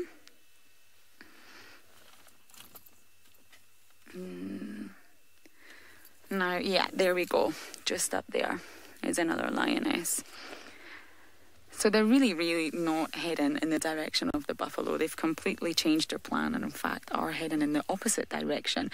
And once they do go into these trees, into the thicket, we will indeed completely lose sight of them and not be able to follow them at all. So they're on the move in the opposite direction from the buffalo, might I add. But they are indeed on the move. And I think they're going to go right into that area where we cannot go.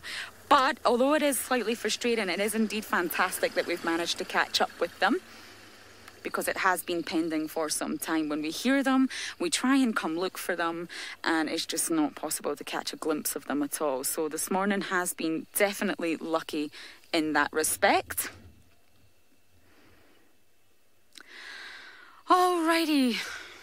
My heart was in my mouth for a while there, but indeed it has all calmed down on the lion front. So I believe someone does still have a lot of lion action going on, and that is, of course, Gigi.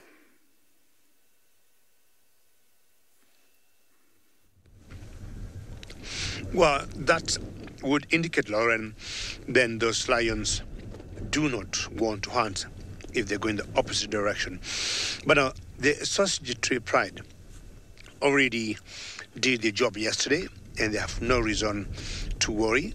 We've got one of the oldest cubs in this particular pride that has gone up on that summit mound to get a bit of sunshine and a bit of movement, with the whole pride now left, right, not sure exactly what they want to do or where they want to go.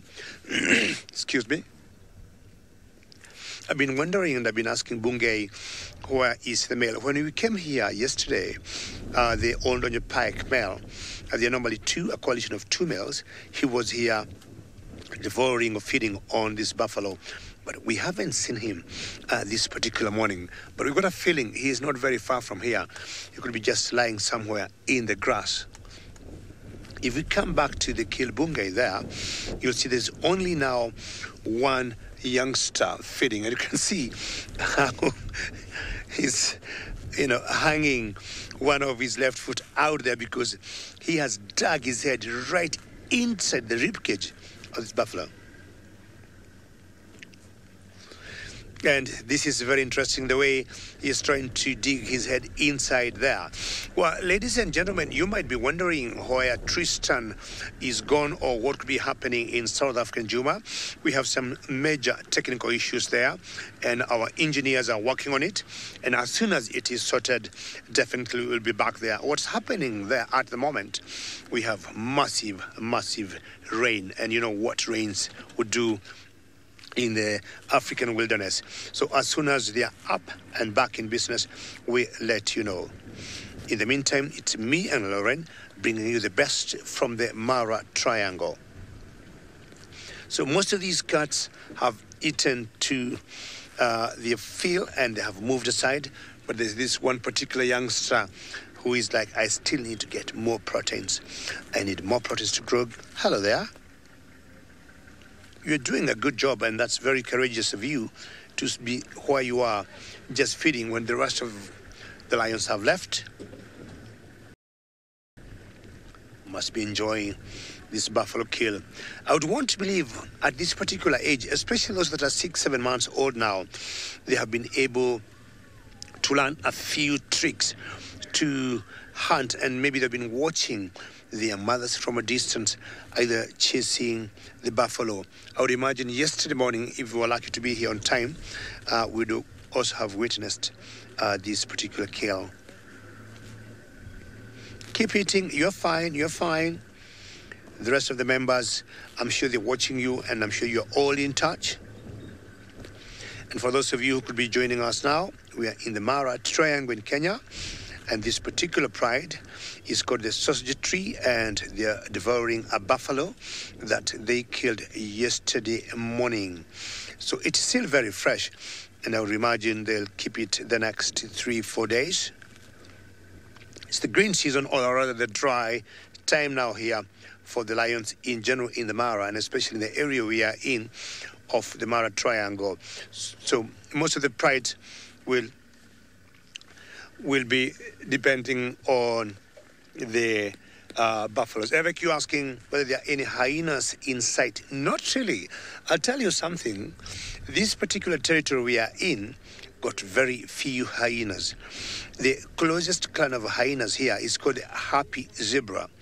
But the Sausage Tree pride, and especially the girls, are very fast. They have fought any other lions that have come into this area, and even hyenas. Well, the kill is still very fresh. And yesterday morning before we left here, we saw 2 vultures on top of the tree. None outside at the moment, but apparently there's not even a single hyena. We saw 1 hyena maybe an hour ago on our way here, but at the moment, not 1 hyena that's trying to steal this kill.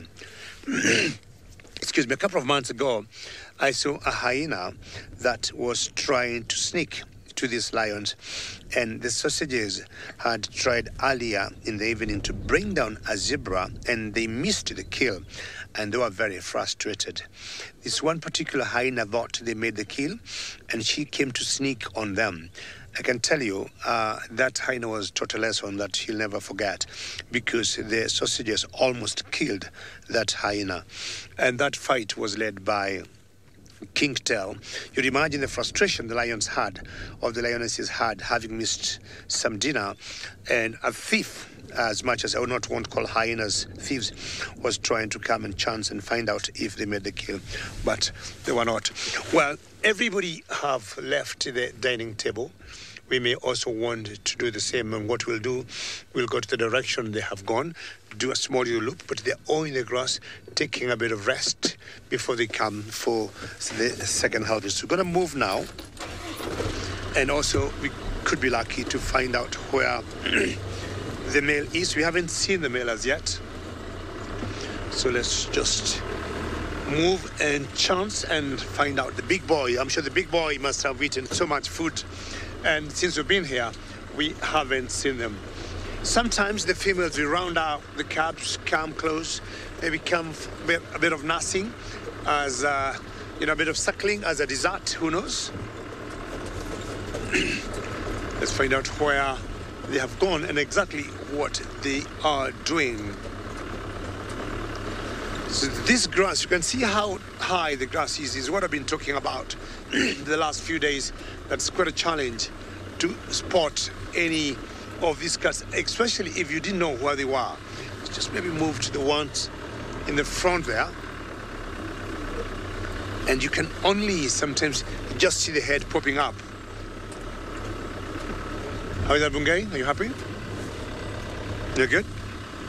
Let's try and go around and find out why they have left the kill. We got some people who are working on some infrastructure, and they have very big graders, and I would guess maybe that could be a concern to them.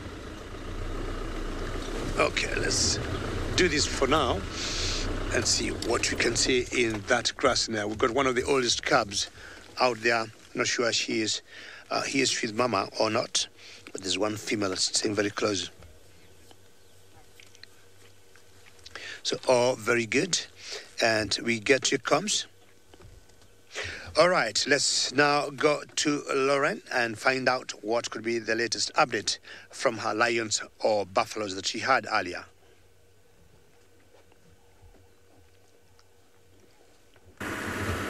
What is Lauren doing? That is a fantastic question. Well, Lauren left the other lions because lions being lions just went flat. However, we've got news of 3 females. Oh, wait. Was it 2 females? I can't remember. 2 or 3 females with cubs very, very close by to where we are right now. Now, I can't say who they are. Oh, I'm just readjusting my booster seat. Sorry. I have a booster seat because I'm such a short person. Yeah. Short people problems. I don't expect everyone to understand that, but I do have a booster seat. So let me just adjust it. Oh, there we go. Thank you for your patience, everybody. And we are indeed on our way to see if we can see the lions and their cubs. Now, it could be part of the Olololos. So someone was just asking about cubs and the dynamics and the pride itself. So it would be perfect if it actually was part of the Olololo Pride and we got to see these cubs indeed. So that's where we're heading. Hopefully there's not too much traffic. I'm really not a fan of traffic at all, especially out here. So fingers crossed we can get there and see exactly who these lionesses and the cubs are. Now, it's not too far away. It is still definitely very much in Olololo territory. So I'm sure that it really could be them. Almost missed that turn there because I'm too busy talking, which is really not that unusual for me, to be honest. Now we have a lot of elephants up ahead of us. We'll get a little closer and just say hi to them. I can't drive past the elephants. Who could really drive past elephants? Oh, we have one right on the road. So in answer to my question, we wouldn't have been able to drive past them anyway. We've had a buffalo roadblock this morning and an elephant roadblock. Fantastic. So let's just take a look at these Ellies and then we will be on our way to find the mother and cubs. Apparently they are, of course, stationary, so they're not going anywhere.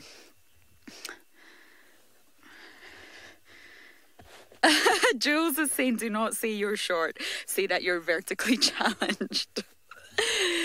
Well, yes, I am 5'2". I'm really sorry. I don't know how to convert that. I do apologise for my lack of talent in that. In the UK, we give our height in feet, so I am 5'2", which is very short. And with these cars, I still believe that they were very much designed for men, and I just cannot see over the top of the car. So luckily, I have a booster seat, but thank you for that, Jules. So we have a wonderful herd of elephants here, and I think this was the ones, or was it? Yeah, I think this could be the possible elephants that we saw earlier feeling a little bit stressed as they were navigating their way through the buffalo herd. They were not happy to sort of get their way through there, and there was lots of trumpeting. But obviously they've managed to get away from the buffaloes, and they're quite happily feeding in the really exceptionally long grass here. The grass is getting really long in some areas, and both Manu and I were adventuring yesterday. That's all I'm going to say there. We were not getting stuck or lost or anything like that. We were just adventuring, and the grass was so long that it actually reached over the top of the car. That is how long the grass was in some areas. But here it is starting to get really, really long, which is perfect for the elephants, and they're quite relaxed. And one of the things that I do actually repetitively say this, but I just feel personally the elephants are a lot more relaxed up here. Now, last night when we were coming back from drive, it was very late. It took us a long time to get home.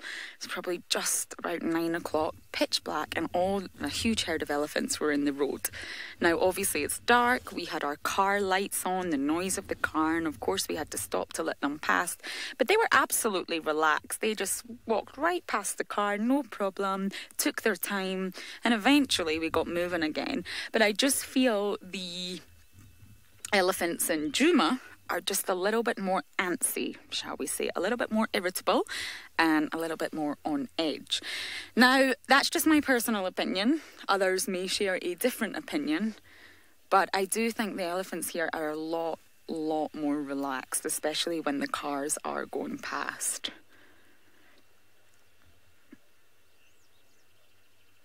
Oh, another Lauren says she's also 5'2". That's fantastic. I wonder if we have any other similarities, Lauren, apart from an awesome name and, of course, an awesome size. And they say that good things come in small packages. So there you go. Good things, small packages. Now, I am going to continue to move on because we do have cubs and I do want to see them. It is going to take a little bit of navigating to get around these elephants, but I don't want to miss the cubs. Now, this elephant's right on the road. Now, going back to my personal opinion statement yesterday, that is not to say that an elephant wouldn't get antsy here or they wouldn't get upset, but I just personally feel them a lot more relaxed around the cars. Now, of course, if you were to scare it or upset one, it would react. But I just feel compared to Juma, it's a little bit different. And that could obviously be due to the environment or the landscape. I'm still really not sure exactly what is what. So I am obviously looking for cubs, but I believe David's cubs are getting very playful now. So let's go and have a look.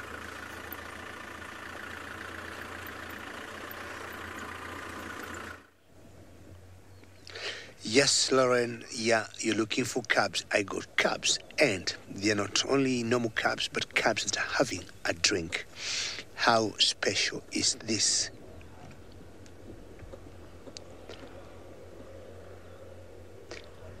I got a feeling these cubs belongs to Kinky Tail.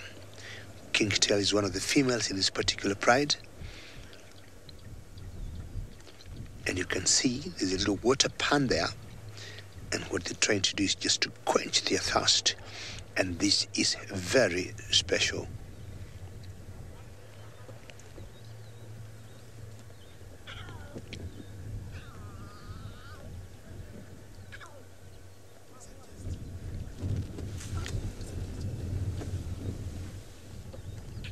Charles, very good question. If you allow me, Charles, just to move forward, just 2 meters. Now, if Charles, you listen very carefully, you can hear these cubs calling.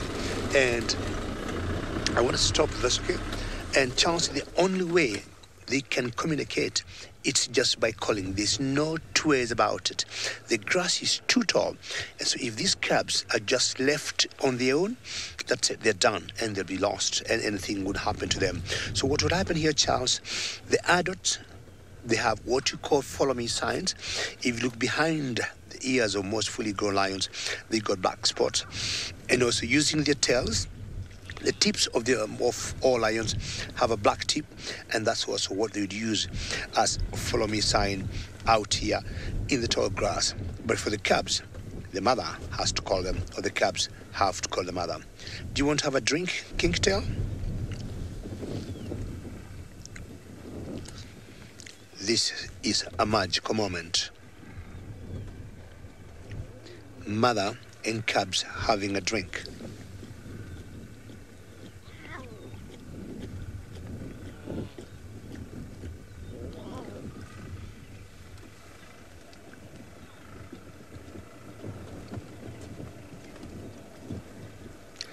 And the best thing for me now is just to shut my mouth and leave this for you to digest and enjoy.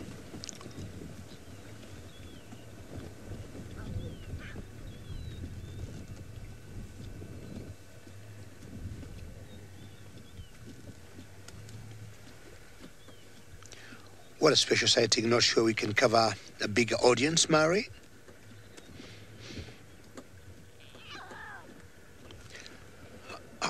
100%, Mary, you got those words out of my mouth. I just requested you for the same.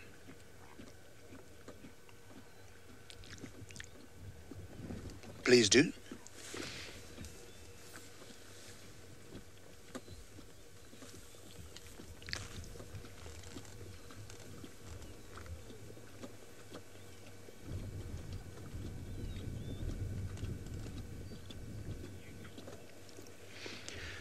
Hello, hello, Jumbo Jumbo, ladies and gentlemen, and welcome to the Mara Triangle. We got this very special setting here. We've been sitting here with the Sausage Tripod of Lions. My name is David, and on camera is Bungay. Bungay, how are you? Let's very quickly go back to those lions and enjoy them having a little drink. And this particular pride, I'm sure many of you have been following us. It's called the Sausage Tree, and this is the very famous Kingtail with two of her cubs having a drink. Not very far from where they are, they got a buffalo kill that they made yesterday morning, but after having tons of proteins or meat, she needs to quench her thirst.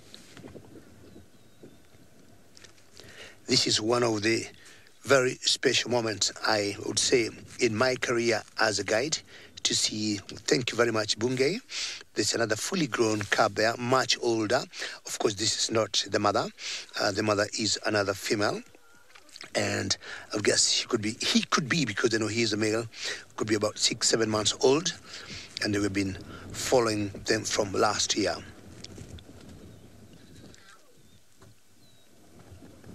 And I'm sure you can hear the cubs calling. And they're definitely reaching the mother. I'm not sure they want to suckle or something. So what they've done now, they have moved a little bit. We may also be turning our angle and find out where they want to go. Let me just do a little swing to the left and see where they want to go or what they want to do. Just hold on right there. Don't go anywhere, because this is very, very special. Bungay, hold on for yourself. There's a determined mount here. Hopefully going to go through the two of them slowly and surely. The grass is quite tall at the moment, and this tall grass here, we call it the red oat grass. Very popular with many herbivores, and more so the wildebeest. And the zebras that haven't come here as yet, most of them are still in Tanzania, in a park that we call Serengeti National Park. So we always have to drive very slowly and very carefully, making sure we don't enter into a hole. We also don't get very close to the lions. We do not want to invade their space. And Bungay thinks this is not a bad place to start with, to see them just walking in the grass there. Is what my friend called Brent Leo-Smith used to call a sea of grass, because it's loads of grass. If you're not very lucky to know that these lions were here, it could be practically impossible to spot them. After having eaten enough, it's just time to move around, play, and maybe go look for some nice shade where they would spend the day. Sorry, I must have lost your comms there, Murray. Can see the wind is picking up and just blowing the grass, the red oat grass.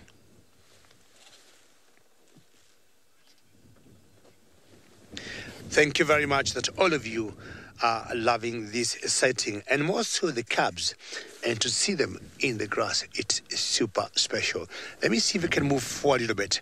There's a termite mound in front of me, and I'm just guessing that's where they might go, so that they can have a better view of what is happening around them. But basically, at one point, they're going back to that kill. It's just, I would say, halfway eaten, 50% is still very solid, and they will not be going very far from that kill.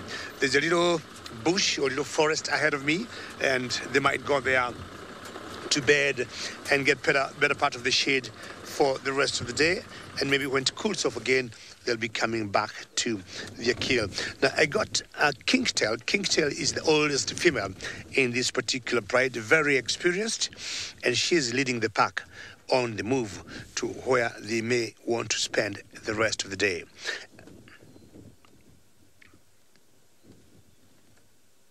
Alan, you are asking whether lions are scared of water. Not really.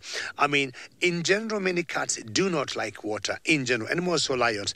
But we have seen lions, going through lakes, going through rivers, going through water ponds. They will always do that, but they don't get scared. They definitely will not swim. They definitely will not go to very heavy or big water bodies. Ideally, they're not scared of water. We saw them. We saw that female walking away there with her two cubs having having a drink earlier. And that is the water points that we just collect when it rains here in the Mara Triangle.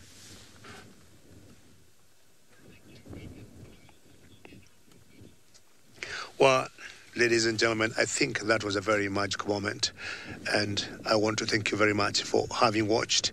And on behalf of myself and my camera operator, Bungay, we thank you for having watched, but we would want to remind you, don't go very far. We might be sending you other notifications in the very near future. Many thanks, and goodbye for now.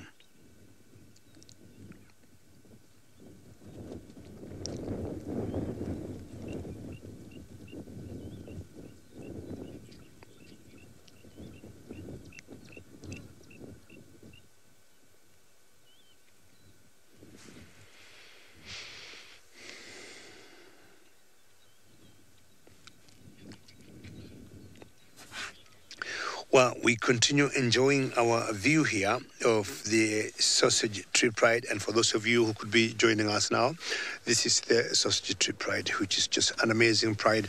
And there are so many prides of lions in the Mara. I might have said that before, but this is my favorite. Now, I've been following Kinkita, who is the oldest in this particular group. So I'm leaving her now, and I want to look at one female, which is about 12 o'clock from where I am, and find out who she is and what she could be doing. To see the cubs in this tall grass is quite a challenge. So we'll always wait for them until maybe they climb on top of Taman Mount, or if they go in an open place, or if they could be having a drink. So let's just have a look at this particular female here. We haven't seen the male, but I won't believe the male is not very far from here. Could still be around somewhere. So we're going to find out who this is. This is one of the girls in the pride. So we're going to go round, around, and around. And we are always able to identify them well when we see their faces. And there are always particular features we look into them to be able to know who they are. We'll very quickly have a look at this one and know whether she has any cubs or not. But as I sit here to find out who she is, we'll first take you to Lauren, who also got lions.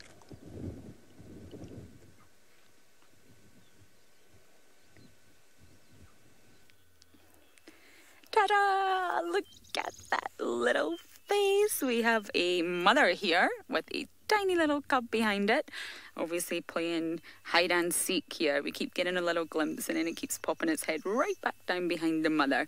Now, this is exactly what we're looking for. I can only see one cub at the minute, but that does not mean they are not also around, because obviously the grass is long.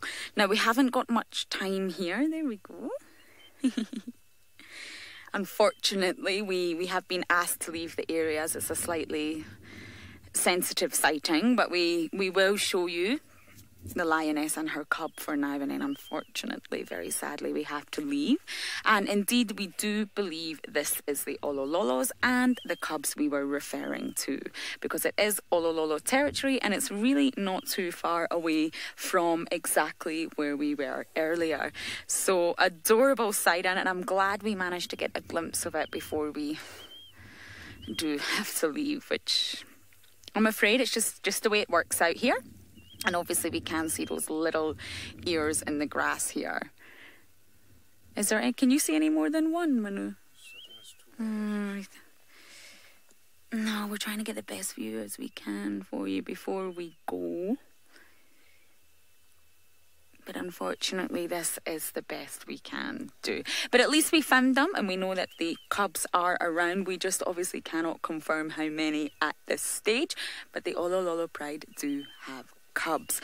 Now, I am very sorry to cut this short. It's just the rules of the Mara. So we are going to leave and continue on our bumble. But at least we got to see them, and at least someone else has lions and cubs. Well, I think I had a question, not sure from who, or if there could be some hyenas trying to steal the kill. And I said, no, but look who we got here.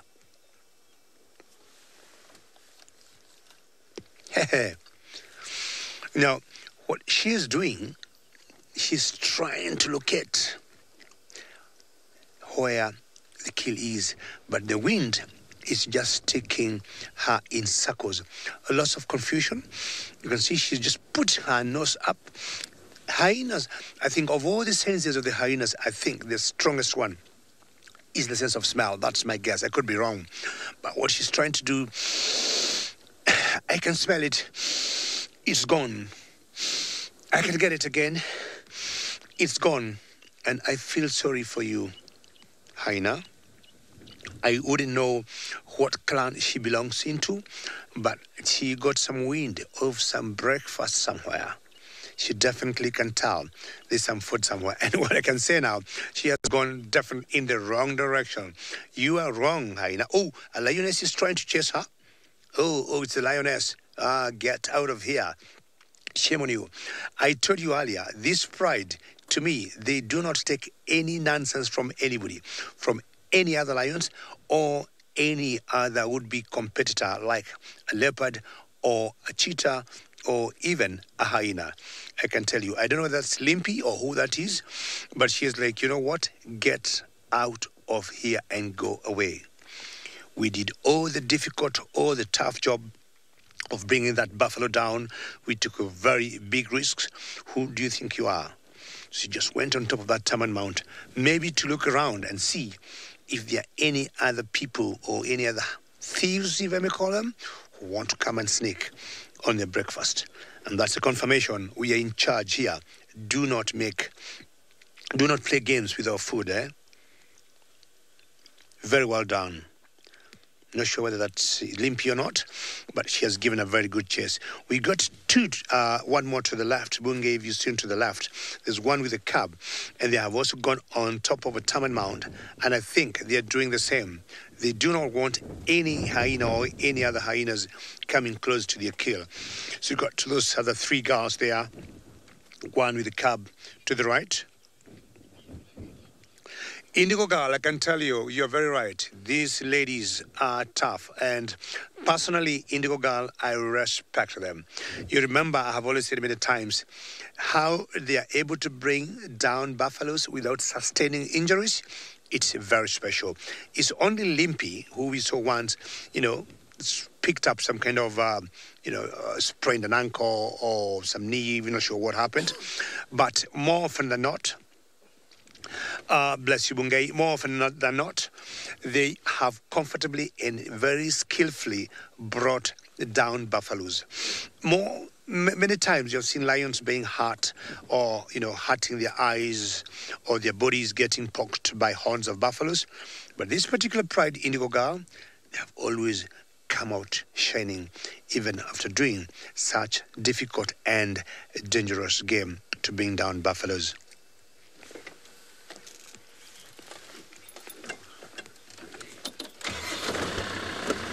Dory, you're asking how many of the females are here. In total, five. In total, 5. We have been able to give 3 names. We have one that we call Limpy, another one that we call Mitty. Limpy because she limps a little bit when she walks.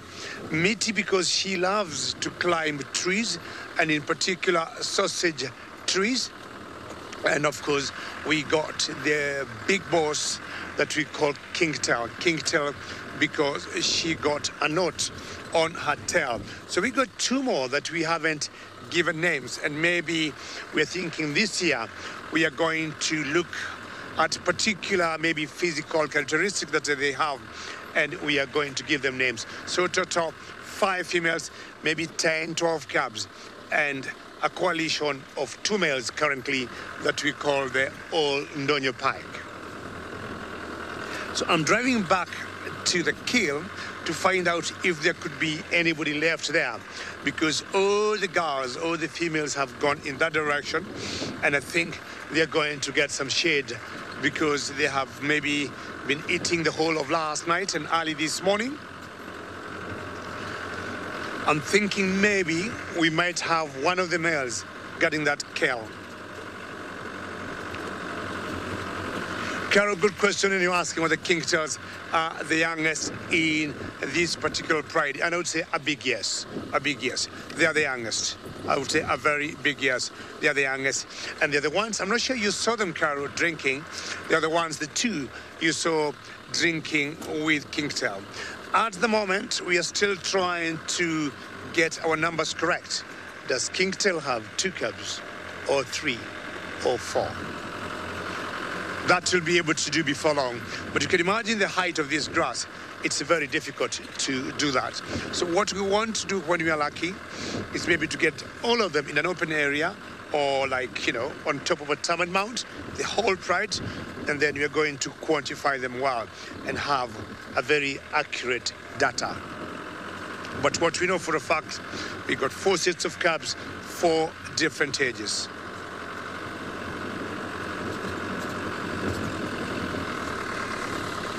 So from a distance, the kill I've been talking about, I can see one of the males, and I'm sure, ladies and gentlemen, you're still worried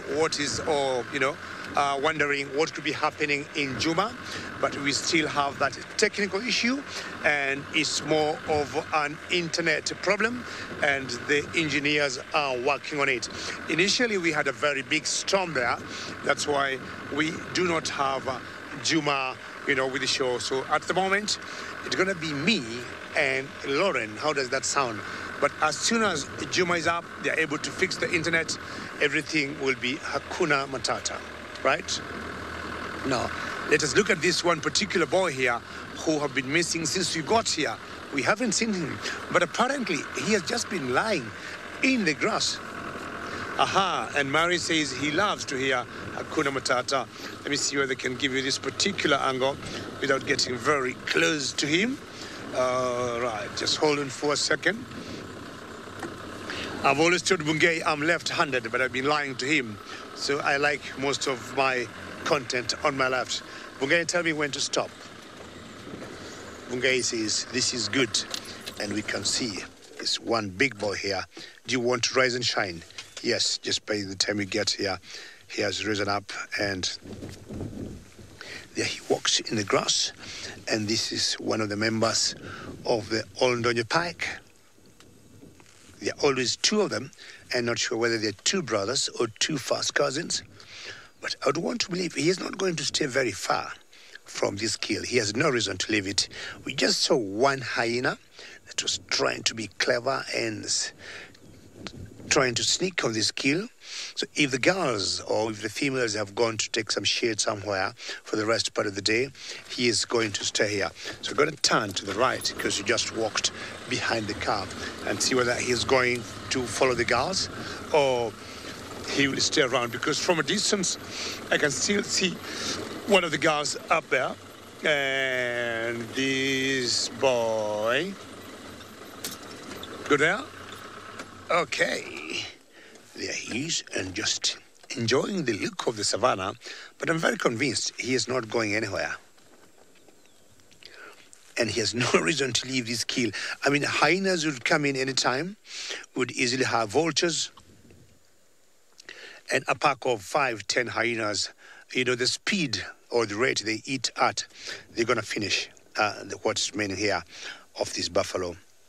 You should look at his mohawk and see how it's being blown at the same time with the red oat grass. Consulting detective, nice chocolate man, many thanks. That's a very good way to put it. These 2 males, when you see them, sometimes it's always very difficult to tell them apart.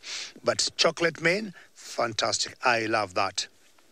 And consulting detective, I'm sure you also know Scarface. And I would want you to tell me, as usual, #SafariLive.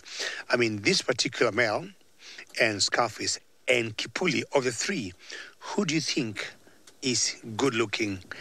And any other viewers who have been following us, those 3 particular males. This one, Olndonyo Pike male, Kipuli, we saw him the other day, and Scarface. Who do you think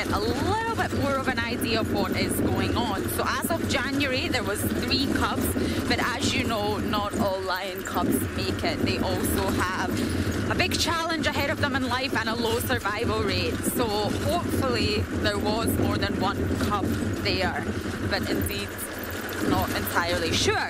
So we are heading in the direction of my original plan before I got distracted by all those wonderful lions, and that is indeed to look for Miss Busara. Now, I have a funny feeling she's not left this area. She's been here for about over a week now. She's been hunting, successfully hunting Thompson's gazelles, and she's managed to have quite a few meals.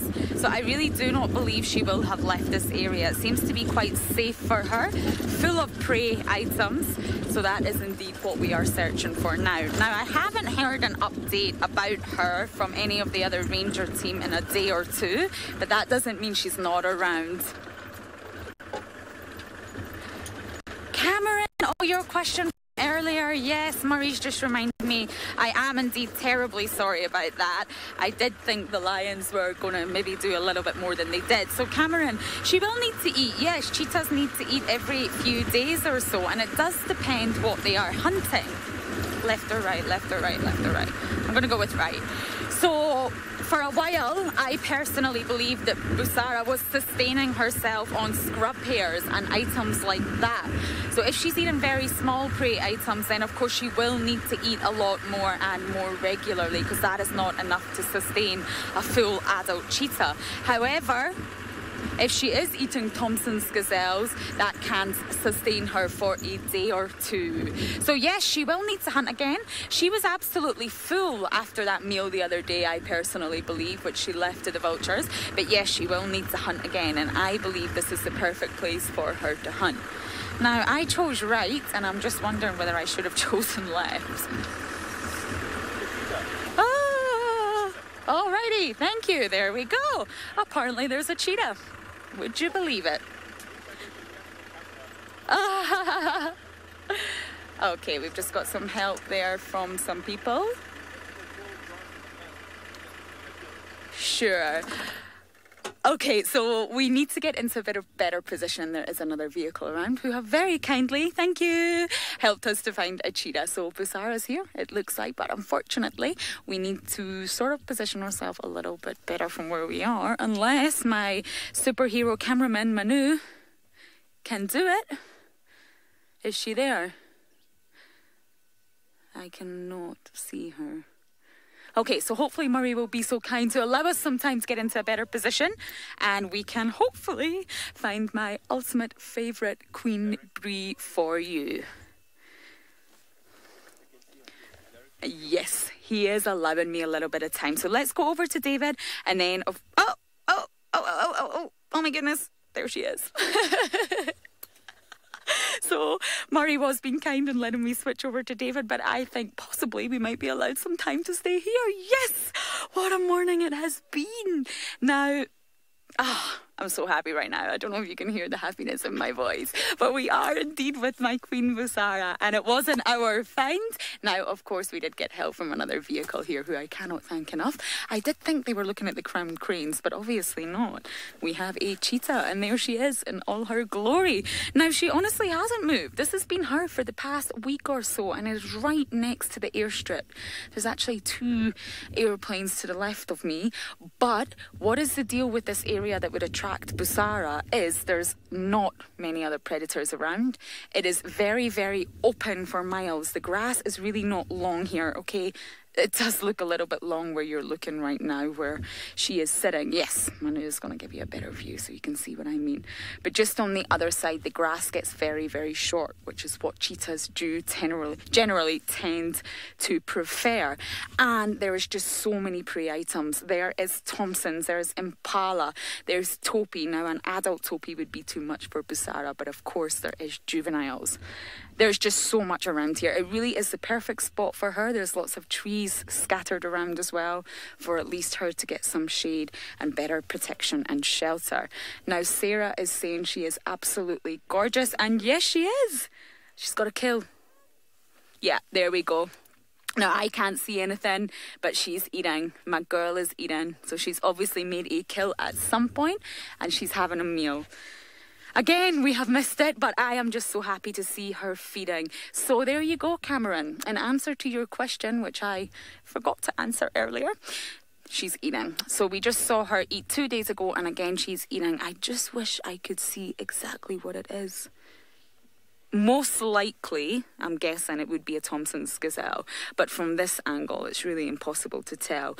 But going back to the sort of size of a Thompson's gazelle, it is really ideal for a cheetah of Busara's size to really tackle this on her own. So I'm going to guess that that's what it is, and we can see if that is correct. So I'm going to reposition.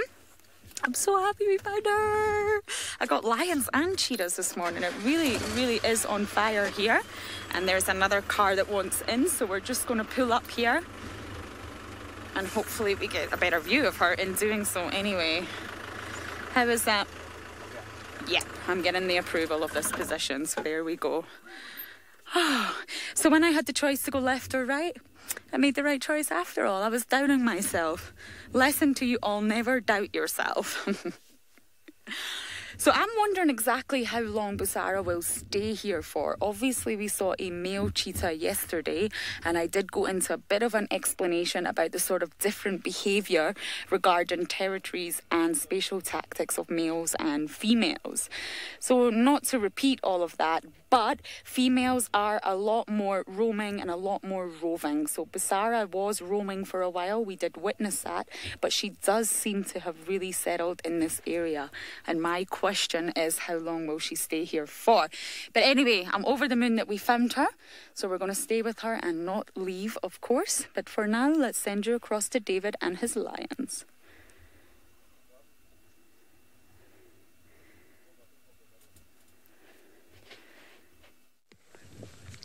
Very well done, Lauren. Very well done. I'm sure you are going to celebrate tonight, just like me and Bunge is celebrating with lots of apple juice.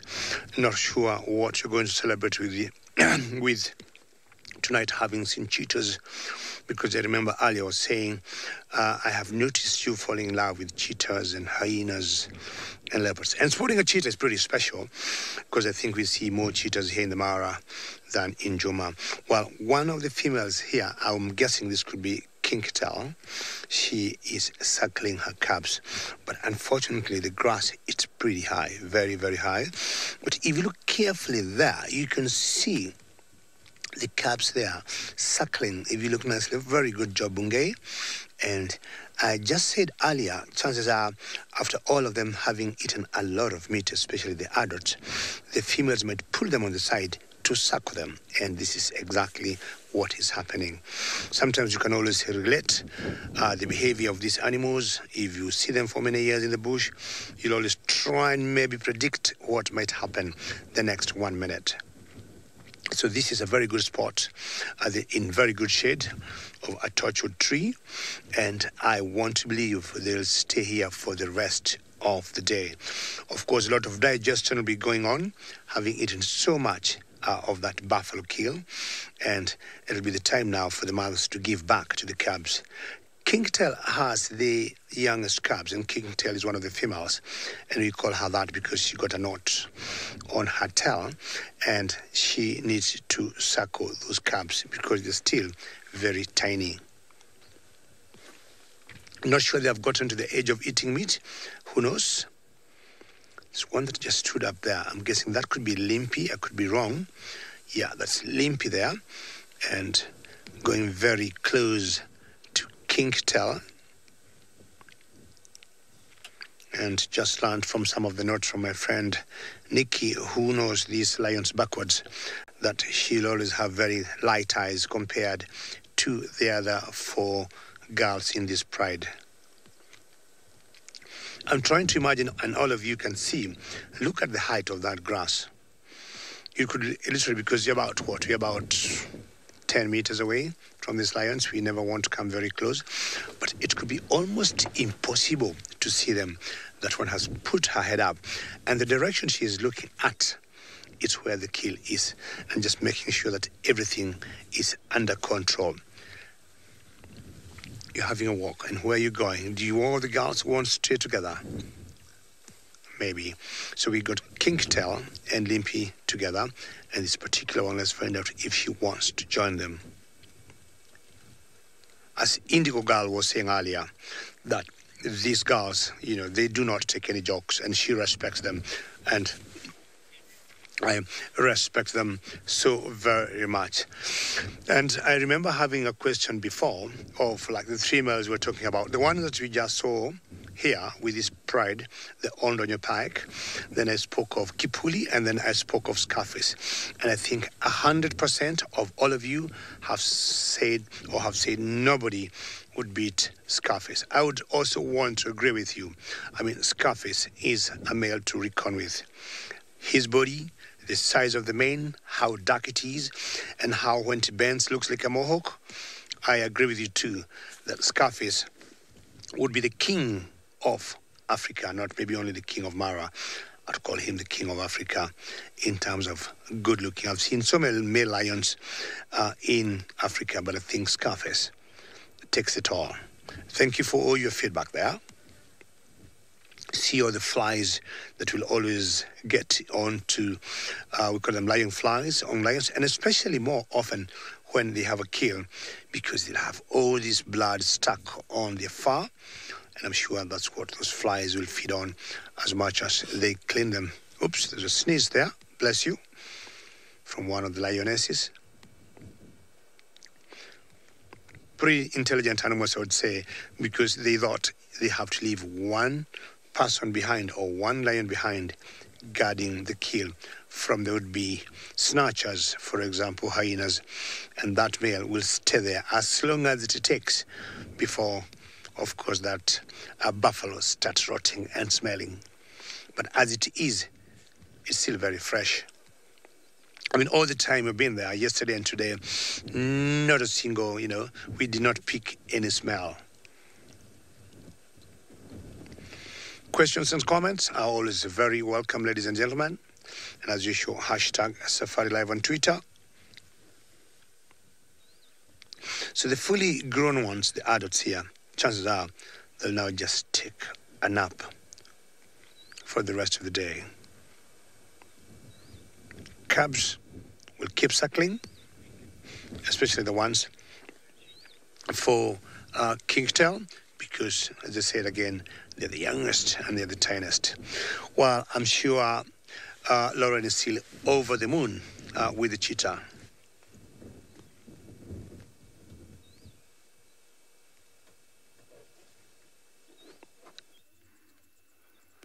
Well, Busara did just pick up her own Thompson's Gazelle and reposition it, and displayed such strength that I didn't quite realise she had. She just picked it up entirely and repositioned it, which is she's still doing it. She's more dragging it now. For some reason, she's not quite happy with her positioning. So it's obviously benefiting her, but it didn't quite benefit us when she moved it and we lost sight of her. But, of course, as many of you are aware what happened the other day, cheetahs do get nervous. They can lose the kills that they make. They're not entirely comfortable, and you can see this in their behaviour. Even if you're not too familiar with cheetah behaviours, for example, you can see it. It's obvious. They're nervous because they do know that there's so many other animals around that will be after this. And just like what happened the other day, if any of you managed to see with the vultures swooped in out of nowhere. We couldn't believe our eyes and just waited patiently for Busara to give up, which is exactly what she eventually did. Once she'd obviously had enough, you know, when you get to that stage where your belly is completely full, she just upped and walked away because she knew it's not worth the battle with all those vultures. So it's really interesting to watch cheetahs' behaviour and exactly how they do get really nervous once they've made a kill. Now, I have mentioned this before, but it sort of just really strongly emphasises what I'm saying. And between the Serengeti and the Mara, which are right next door to each other, there's just a small road that separates them. We were there yesterday. The cheetahs actually seem to behave differently after hunting, which I find incredibly fascinating. So in the Mara, there was actually a paper that published these results. It is suggested that after a hunt, the cheetah will drag as much as possible, as much strength as it has. They will drag the kill to a safer place and doesn't open it straight away. So it sort of scans for up to 1 hour. These are the results that the paper published. They spend 1 hour scanning, making sure the coast is completely clear before they do start eating. So what they're checking for is that there's just no other major predators around. And then once it's open, it is said that a cheetah will just eat continuously as much as it can for up to 3 hours, which is incredible. Now, if you are to compare this to the Serengeti, it's said to be slightly different over there, and they don't wait around at all. So as soon as they've made the kill, yes, they will be exhausted, and yes, they might not have too much energy, but they are indeed said to just eat straight away, waste no time, eat faster to consume it as quickly as possible before any of those kleptoparasites arrive. So they just dig right in. So that's a comparison between the two areas. Lauren's asking if two female cheetah came across each other, would they fight? Now, interesting question, and honestly, I'm not entirely sure if they would fight. I actually am not sure if I'm able to answer that question. If I was to make a educated guess, I would say that being females, if they were to come across one another, I think they would actively avoid one another because it's a high risk for a female. One, she's solitary, she's alone. She doesn't have a pride like lions do or a coalition. She's alone. And to fight with another female, that could indeed lead to a risk of injury. And as we saw when we first met Busara, she did seem to have an injury, which I still believe was hindering her a little bit, but there is some different opinions on that. But I personally think it was not the worst injury, but it was just causing her a little bit pain. And also, she's a female. It is her main goal in life to reproduce and, of course, have cubs. So I really don't believe females would fight if they were to come across one another. I think they would avoid. But Lauren, great question. I'm not sure, and I will get back to you on that. So good news. We do have Juma back up and running. Woohoo! So we are going to send you down there to Tristan.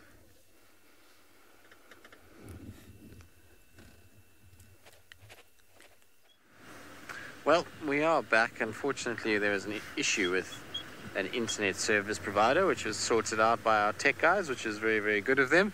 But it didn't stop us from getting absolutely hammered with rain. And I don't think it's done either for the day. I think we've just kind of had the start of it. It's still quite gloomy to the south, which is where it's been coming from the whole morning. It's kind of been moving in a sort of northeasterly direction, the cloud cover coming off the sort of Mozambique coastline. and still looks like there's quite a few dark clouds coming that way, so it should be an interesting one. But essentially we found absolutely nothing, a lot of rain, and that's about it. What's interesting though is it felt like a lot of rain, but if you look at the roads, it actually doesn't seem like it. What you'll notice also is that Rusty is still squeaking, unfortunately, and so we will have to eventually sort that out too. So it's been one of those game drives that's kind of testing patience on all levels, isn't it, Seb? Oh, yes. Yes, roofs, rain, and squeaks. It's a recipe to drive one into a straitjacket at some point in time. And tech issues, throw gremlins in there as well.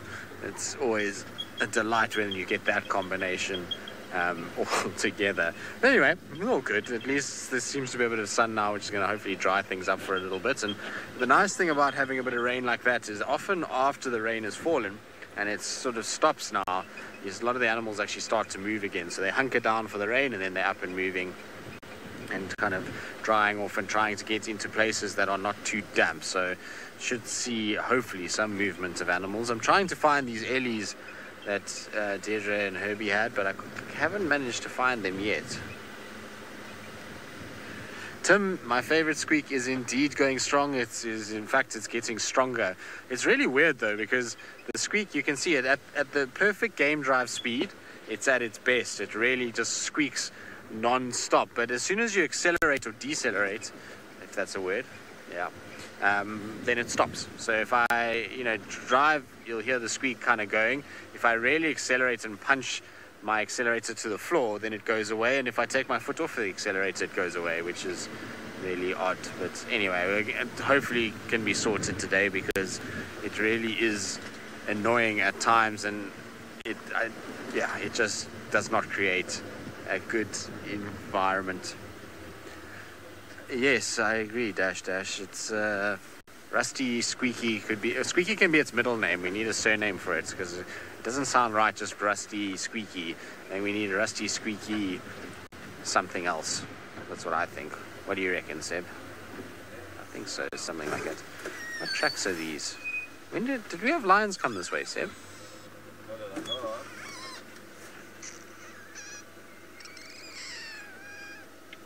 There's lioness tracks here. Or is this just a big male leopard? They are so washed by the rain.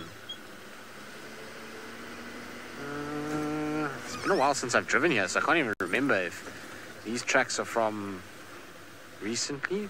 Maybe they are. I know the Nkumas were in the west for a little bit, so it could be possibly from when they were in the west. But we're still kind of just scratching around in the area where these alarm calls that Herbie and Deirdre had, but so far nothing kind of concrete. I mean, obviously it's been raining, so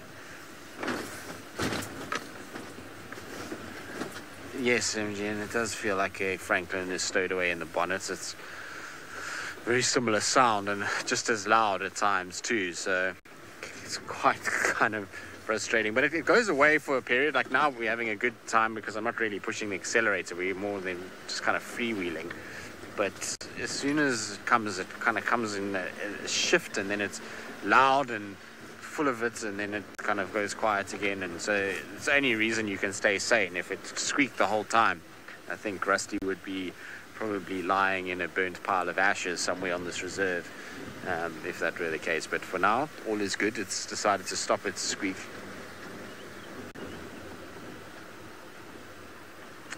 Right, now we've struggled all morning to find any semblance of life. Can't really seem to find an animal moving around at all. But in the Mara has not been the case. The two up there have done very well, and David is still with the Sausage Tree Pride as they sit on their buffalo carcass. Yeah, Tristan, what would happen, I would guess, once it rains, the vehicle, the tires will pick a lot of sand, and it will get, in the tires, and it will keep squeaking. But after some time, maybe that sand will get grounded, and the York should be a bit quieter. Well, I'm still with the Sausage Tree Pride, and I have not gone anywhere. And why they keep moving, I do not know. So what I want to do is just to turn to the right a little bit and know where they're going, because where they are, or where we are now, is a very nice shaded area. They have no reason to move unless they want to go for a drink, or they want to go for a better shade. I mean, the shade they have is good, but there's an area that has more trees ahead of me. Maybe that's where they would want to go. Let me just stop here, and you see the challenge we've been talking about when you see them walking in the grass. So there's one of them walking like 12 o'clock ahead of us, which Bungay will show us who she is. Not sure that's Limpy, because we have always said Limpy limps, as the name suggests. But she's just like coming very same size with the grass, and they blend in very well. Just luckily we've been knowing they're here from yesterday with that buffalo kill, and that might be even another 2 days. We will not struggle like what we have done the last 2 weeks trying to locate this pride. Just knowing the food is there, they're not going to leave it. I'm sure most of you saw that one hyena that tried to sneak, and Limpy was like, get out of here and go. And I saw her not limping at that particular time. A few times I've seen her going on a hunt. I remember seeing her last year chasing a zebra, and you not think she limps. She was very efficient. She looks to be in very good shape, and the balancing on her fours were very good. Now, where do they really want to go? If I am not wrong, it's the place I've been talking about. Bungay, if you show us those green trees there, there's also a lot of green grass there.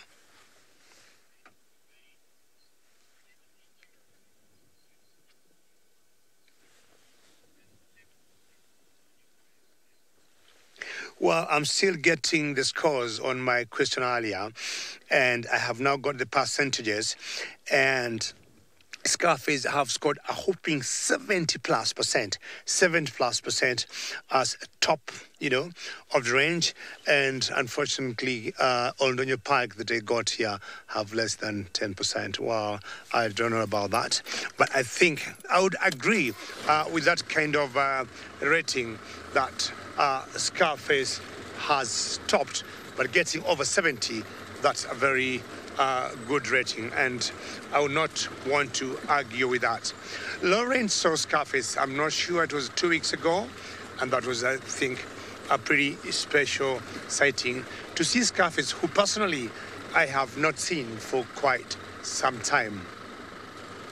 Well, why these females would leave that one particular tree to go and look for different shade, I do not know, but we'll be finding out in a few minutes whether they want to rest in the shade that we got ahead of us here, and they must have a reason why they are doing that. Well, with cubs, they would get very sensitive, and I'm not surprised if they keep changing the location they are in.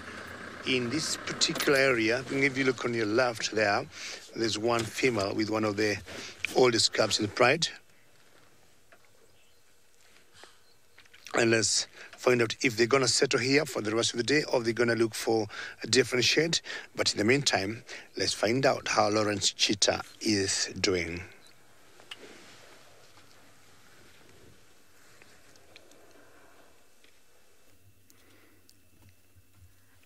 Oh my goodness, I think I'm going to sneeze. Hopefully I can hold it in and get a sentence or two out. I do apologise about this. Sorry, I sneeze a lot out here recently. I'm not quite sure what is getting up my nose, but something is. Anyway, thank goodness Busara has just popped her head up, and both Manu and I were just having a conversation. This kill is incredibly fresh. So, if I hadn't bumped into the Olololos, we might have seen it. But never mind, because that means we've got to spend some time with the pride that we don't see a lot. And of course, we're still here with Busara herself. Now, I am going to be on tomorrow morning as well. And I do think my mission is going to be to come here early, really try and find this girl and see if we can indeed watch her get a successful hunt. Because we have watched her make some failed attempts, many failed attempts actually, which was very sad indeed. Although it's horrible to think of the poor Thompson's gazelle, it's also horrible to think of a cheetah not getting any food. It's such a catch-22, but indeed it would be wonderful to see this cheetah and her skill. She is 3 years old. She's nomadic. She's roving. She's wandering. She did lose her cubs last year, which is terribly sad, and she is obviously an established female, and it just would be wonderful to see her in her prime making a successful hunt.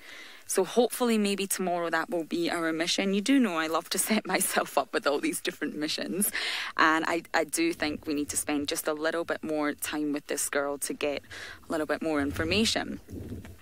Now, I did get that wonderful question about female cheetahs fighting, and I've just been thinking about it, doing some research and having a conversation with Manu, and we both agree they definitely wouldn't unless there was some extraordinary circumstance to protect a cub, which I really don't believe would happen. But just because of her lifestyle, she's roving, she roams, and genuinely because she really only has herself, she has to avoid conflict. And of course, it goes to say within the animal kingdom, and let's include humans in there too, there is quite a divide between the male and female species, shall we say. And obviously males generally tend to fight more. Now, this is very, very general. There's obviously lots of animals that don't fit that niche. And it mainly is, of course, fighting over the ladies or fighting over territories. But predominantly the ladies, I would say. So obviously females don't have that drive. They have the drive to sort of reproduce, especially animals like the cheetah here, who really doesn't have a territory to defend. She really just has to defend and look after herself. So that was a really incredible question, and it made us think, but I think, yeah, that's definitely correct. It wouldn't be worth it for a gorgeous animal like Busara herself and her physique to really engage in fights. She's not built like a leopard, she's not built like a lion, and it just would not be worth the hassle at all and the risks that would be involved. But yeah, that really got us thinking, so thank you again for that. Now, Sarah's asking how many cheetahs do... Oh, no, I'm going to start that again. She's asking how many cubs do cheetahs have at a time. Sorry, I got my words mixed up there. Which is actually a really interesting question, because I have read a few different theories on this, and they definitely seem to have a lot more than the likes of leopards. Now, generally, it seems to be between 1 and 6. That's the sort of average numbers that they can have, anywhere between 1 and 6. Now, I did read of a cheetah that had 8, but again, I am not entirely sure how accurate that is, and that is a lot of cubs for a single cheetah to really rear to success and for them to survive and thrive. So it's anywhere between 1 and 6, but normally that average sort of falls in at 3. So I hope that answered your question, Sarah. And I do believe, I hope I'm not wrong here, that Busara herself had 3 in July last year.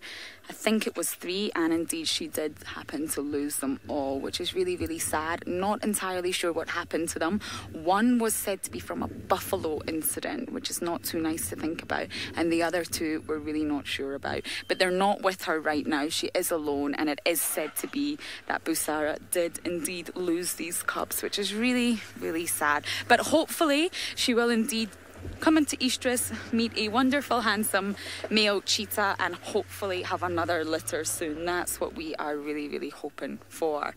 Now, the survival rate of cheetah cubs is so incredibly low that she really needs to, if she was to get pregnant, she would need to choose a very good den site, keep them very well protected, and hopefully her next litter will survive.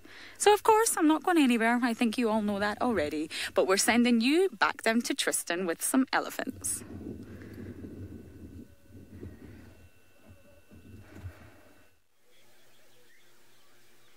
I hope so too. It's always tough for the cheetahs of the triangle for their little young ones to survive. They unfortunately obviously have a lot of issues there with hyenas and lions and leopard and long grass and finding food. It's tricky raising cubs in the triangle itself, so hopefully there will be some success. But I must be honest, I've got to agree with most of you in that Scarface definitely has, for me, the better mane than the Aldonio pike males. Those males' manes are short and small, and Scarface probably got one of the most impressive manes of any lion in the world. Hence why he's become so famous in many respects, is because of his beautiful mane. Anyway, let's move away from the cats for a bit because we've got a nice herd of ellies that's all clean, and there's a little baby one that's moving around. So they've walked quite far. I suspect it's the same herd that Deirdre and Herbie had. They've come from the north and kind of moved southwards from that kind of general area. It obviously could be a different herd. I obviously don't know what the composition of that herd was. I haven't found any bulls yet. It looks like mostly just females, but we're going to just try reposition because otherwise Seb's just going to be filming bushes for the next little bit. The problem is Rusty's not very good at approaching ellies at the moment because he's too squeaky, and so the ellies kind of listen to the squeak and then they start moving rather quickly. So we have to kind of go very, very slowly and hope that the squeak doesn't actually play any part in pushing them away. No, Rusty, stop it. Rusty's not listening today. He was very good at listening the other day, but today there's no listening taking place by Rusty at all. But I think we'll be alright from here, Seb. At least we have a view. Oh, don't move off. Oh, crying out loud. Between the roof and the car, it's become quite tricky to sort of find anywhere where we're able to actually view these ellies from. And it's quite a big herd. There's a lot more than you think here. We're just seeing this back end, so we're seeing some of the cows with their young ones. But right up in front, I saw quite a few kind of disappearing through the thickets. So, Jimbo, yes, many predators will take advantage of rainy weather. Oh, little scar on the side there. Looks like a little tusk wound or something like that, or a little abscess that's burst and is open. It won't be too much of a stress for an ellie, though. That will be fine. So many predators will take advantage of rain. Often you will find things like lions and leopards and even cheetah hunting in the rain. It deadens the senses of all the prey animals. It becomes very difficult for prey animals to see, to hear, and smell. And so if there's an opportunity or something close by, you find the predators will hunt in it. They'll also use conditions like rain, particularly around this time of the month when it is full moon and you get cloudy, rainy conditions coming in. It gets much darker and therefore much easier for the predators to be able to find food, and they struggle during full moon. It's why when you've seen most of the leopards in the last 4 days, a lot of them are looking quite skinny at the moment, and that's because full moon, it's so bright at night, it's very difficult for them to move around undetected. But as soon as they get some cloud cover like this and rain at this time of, or when the full moon is around, they take full advantage of it, and they'll try and kind of hunt as much as possible and find the food they need. So hopefully many of our predators this morning were successful. I mean, the likes of Hukumuri and Tingana and Tlalamba, all of them, which are the three that we've seen, the last three that we've seen, all of them looked like they needed some semblance of a meal. So it'll be good if they all got something this morning or in the early hours of the morning when it was first raining, or even through the course of today. If it's going to be cloudy and overcast and quite dingy, it could be much easier for them to find food. Right, Seb, I'm going to try and just get us into a slightly better position, see if we can just maybe get any...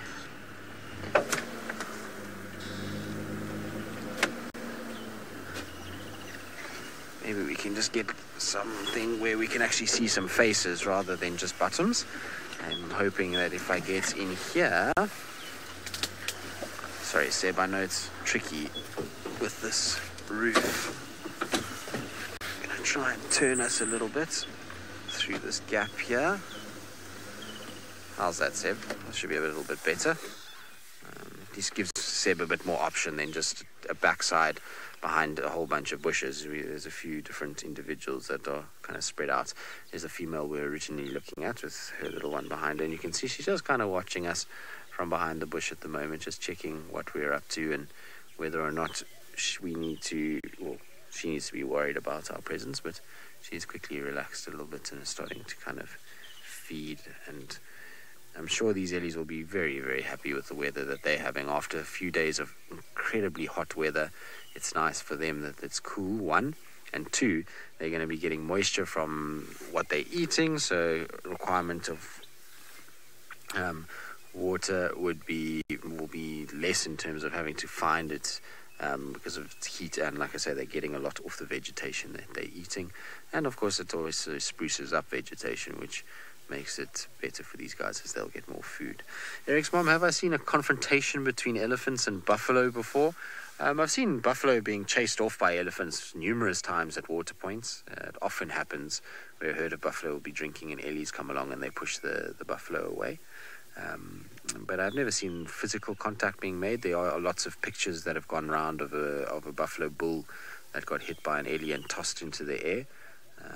And there's even one, I think, of a little baby ellie as well being rammed by a bull buffalo as well. So, it does happen from time to time. Generally what happens is when those kind of interactions take place is normally around some sort of food item or water source that is scarce, and the ellies feel like they, being the biggest, are entitled, and so they'll go and they'll try and push those little buffalo away, and then they get these kind of interactions every now and then. But it's not common that physical kind of contact is made. It's generally their imposing size and their ears. They just kind of push and the buffalo give way. But this female has got quite a distended side. Do you see this, Sev? She looks as though it's almost like a hernia of some sort. Do you see there? I don't think she's pregnant. Maybe she's pregnant, but just... Oh, can you hear them? A little bit of grumbling going on. But she's definitely very swollen in that area. So I would like to see what she looks like on the other side as well, to see if maybe she's pregnant or if it's just a herniation on this side of her body. But it'll be interesting to see. She obviously does have a lot of swelling there. Good. We're going to sit with her and see if we can get a better view of her other side and figure out if she is pregnant. In the meantime, though, let's send you back across to Lauren. Oh, can we extend these safaris? They're just not long enough. We just have information of the Owinos, who we have been well, I know Patrick has been desperate to catch up with, and they have indeed taken down a giraffe. The giraffe is down and they are currently on the kill. Oh, there's just not enough time to get there in 15 minutes. There's just so much happening, and I just realised it is Saturday. It takes me a little bit of a long time to catch up with the days out here, but it is Saturday apparently. I'm not sure how that happened. And of course, that means Catterday. And I do believe I have more than fulfilled the cats for Catterday. And I want to get to the Owinos, but 15 minutes is just not enough time for us to get there, I'm afraid. How frustrating. We might go and check up on them anyway. You never know. You might see them a bit later on. But everything is just happening today in the world of the Mara and the cats. Now, Busara keeps sort of positioning herself in a nice way where we can see her beautiful face, and then in not such a great way where we can't really see her face. So it's not ideal, Busara. But of course, I just love spending time with her, so I'm not going anywhere. And if we had got the news about the Owino Pride earlier, of course we would have gone there. But we just got the information this now, and 15 minutes or... a little bit under 15 minutes. It's just not possible for us to get there. So there's our girl looking up again, checking around for everything, looking up, down, left, right. She does this every few minutes or so, which is really interesting to just watch her behaviour. She's eating, and every couple of minutes she just stands up and really, really scans around. So it kind of does fit into what we were saying about that paper about the Mara and the Serengeti. Cameron saying, Lauren, big time Catterday. Yes, isn't it just? I can't believe it. David's with the sausages. I have had the Olololo Pride and Busara. And of course, we've just had information about the Owinos. Now, David is going to be out and about today, so hopefully maybe he can check on the Owinos for us. So big time Catterday. But yeah, just to go back to what I was saying with that paper, I guess Busara's behaviour fits into it, but maybe also it doesn't, because it does say that the Mara cheetahs tend to wait a while. Now, we obviously haven't caught the kill. We haven't caught Busara actually making the kill herself, but from what we have gathered, and I mean, we only missed it by 10 minutes the other day, she doesn't wait. So that kind of does obviously go against what the paper says. She really doesn't wait. She just goes for it, which is said to be more of a common trait amongst the Serengeti cheetahs. And she does just go ahead and eat as much as she can. Cheetahs are very, very intelligent, and they are aware that they're just not built to fight off any sort of predator or scavenger that may come along, including vultures. You know, there was so many the other day that it really wasn't worth Busara's energy to be harassed like that. So she really did eat as much as she possibly could at that moment, and then she did up and leave. So we've scanned the horizons, we've scanned the skies, and I really don't see anything in the vicinity at the moment. But of course, that's not to say that something might not come in.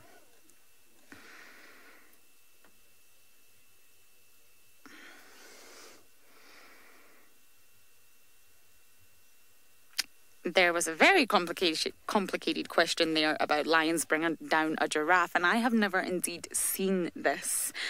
I don't know how much of the information I have is correct. As I always say, I always take it with a pinch of salt. I'm not sure if it's a juvenile giraffe that they have, or if it is indeed an adult giraffe, which would both lead to very different circumstances. And I'm honestly not sure if they did bring it down. That is the information that I have, but of course it's just always worth investigating ourselves before we can make an absolute concrete sort of conclusion on what may have happened. Now, of course, I will get more information, but I did just receive a message that the Owinos did take down a giraffe. So before I do go any further, I will check and try and see if that information is indeed correct. But it is just unfortunately quite far away. So Pat will be absolutely over the moon to hear this. He's been desperate to catch up with the Owino Pride, and I have been desperate to catch up with my girl over here. So it's all working out here in the Mara. Now, I don't think she's going to move for some time yet. It is starting to get really hot here. But Busara's not going to move. The one thing I have noticed about cheetahs, and I've spent quite a lot of time with them now, is they're just complete and utter resilience in the sun. In this intense heat, especially once it reaches midday, cheetahs seem to be absolutely resilient to the heat and the rays. So the other day when we first did find Busara, she sat in the open. She did not seek any shade for hours upon hours. So cheetahs are very much stronger in the sun compared to other cats. Now, of course, I'm not moving. I'm going to stay very, very put, but we are going to send you back across to David.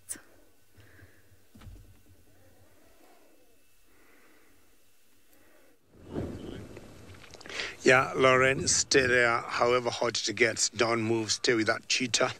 Busara, always nice watching her. And we got lions here. This is the tree pride. We haven't got anywhere. But it's time for grooming now and reestablishing the bones, and still very good temperatures, cool, some nice breeze blowing that I'm also enjoying the same breeze just like these lions. See, they need to clean each other. You remember earlier you saw one of the oldest cubs digging his head right into the ribcage of that buffalo, and that's what lions will do much later on after feeding a lot.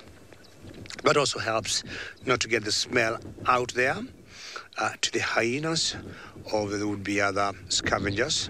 But ideally also it has to clean their fur, because there's no any other way they'd be able to reduce or remove rather that blood from their fur. Apparently we had been having 3 girls. We've been having Mitty, Kingtail and Limpy, but we have seen a 4th female right behind us. So there's one that is still missing in action, because this particular pride consists of 5 females. We are yet to know where the other female is. And the coalition in charge of this particular pride, or their pride males, are 2 males that we call the Ondonyo Pike. We have seen one, and one is missing. Let's see if we can hear them calling and talking to the mother.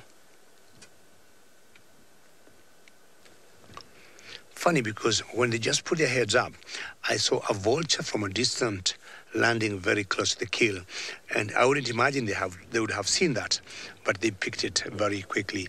And you got one other female coming to the left to join them, and now we'll be having 4 females. This is very encouraging. And then she comes in. Now, 4 females there, guess, Bungay, do you count 4 or 3? Now, 1 more missing in action. So there should be 5 in total. So where is the 5th one? And you can see how close or how social lions are. Of all the animals we all know of Africa, or I know, lions are the most social animals, and also cats. They look in a particular direction. That maybe the 5th one could be the same direction. Maybe we'll find out. But at least we got 4 of them here. Okay, rising up and definitely either changing their location to look for more shade. Let's see. Sorry about my head. My head is not as good as the lions. And now we see them moving slowly. And I want to find out where they want to go. Wherever they'll go, I'll also be joining them. But let's first go to Dendry, who is in the tent.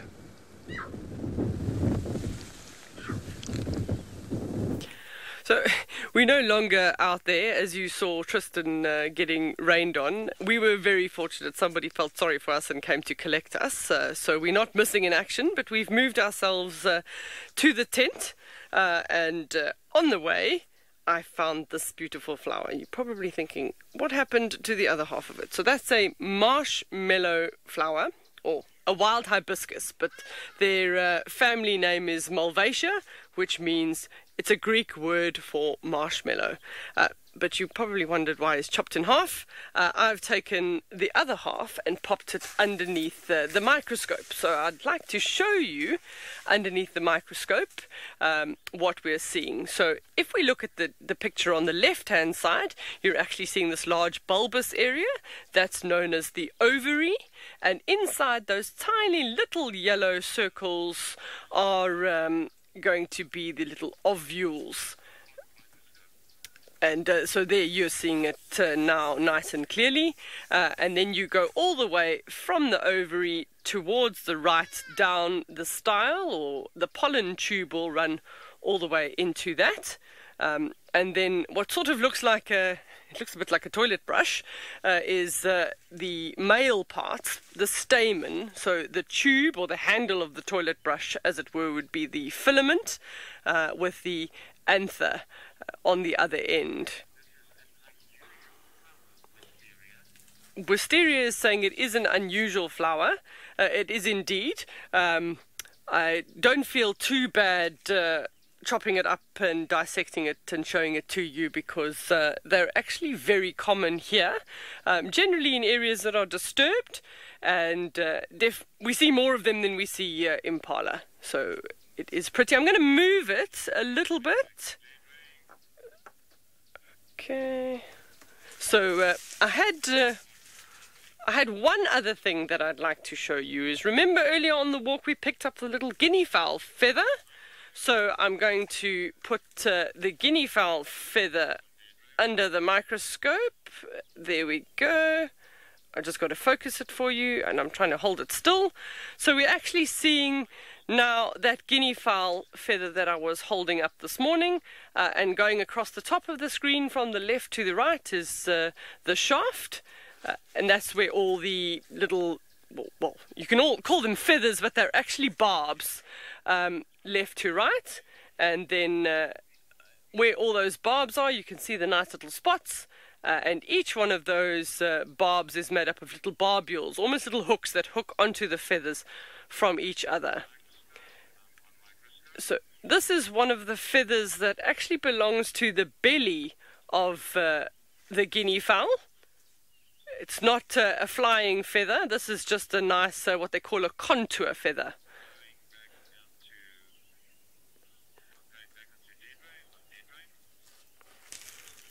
Okay, so that is really, really spectacular.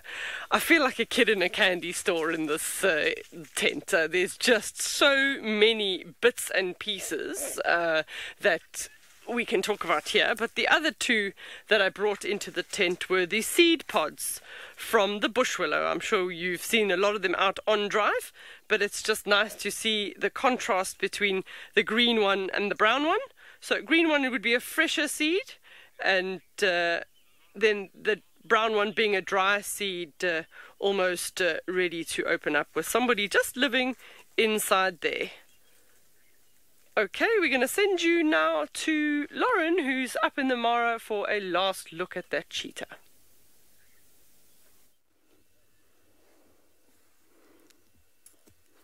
You can see our girl is up and having another scan around, which is just perfect because it gives us a beautiful view of her. And in actual fact, cheetahs have a visual field span of 210 degrees versus 140 in humans. So that is absolutely incredible. They have such a wide field of view, cheetahs have, and they can actually see phenomenal distances during the day, not so much at night time.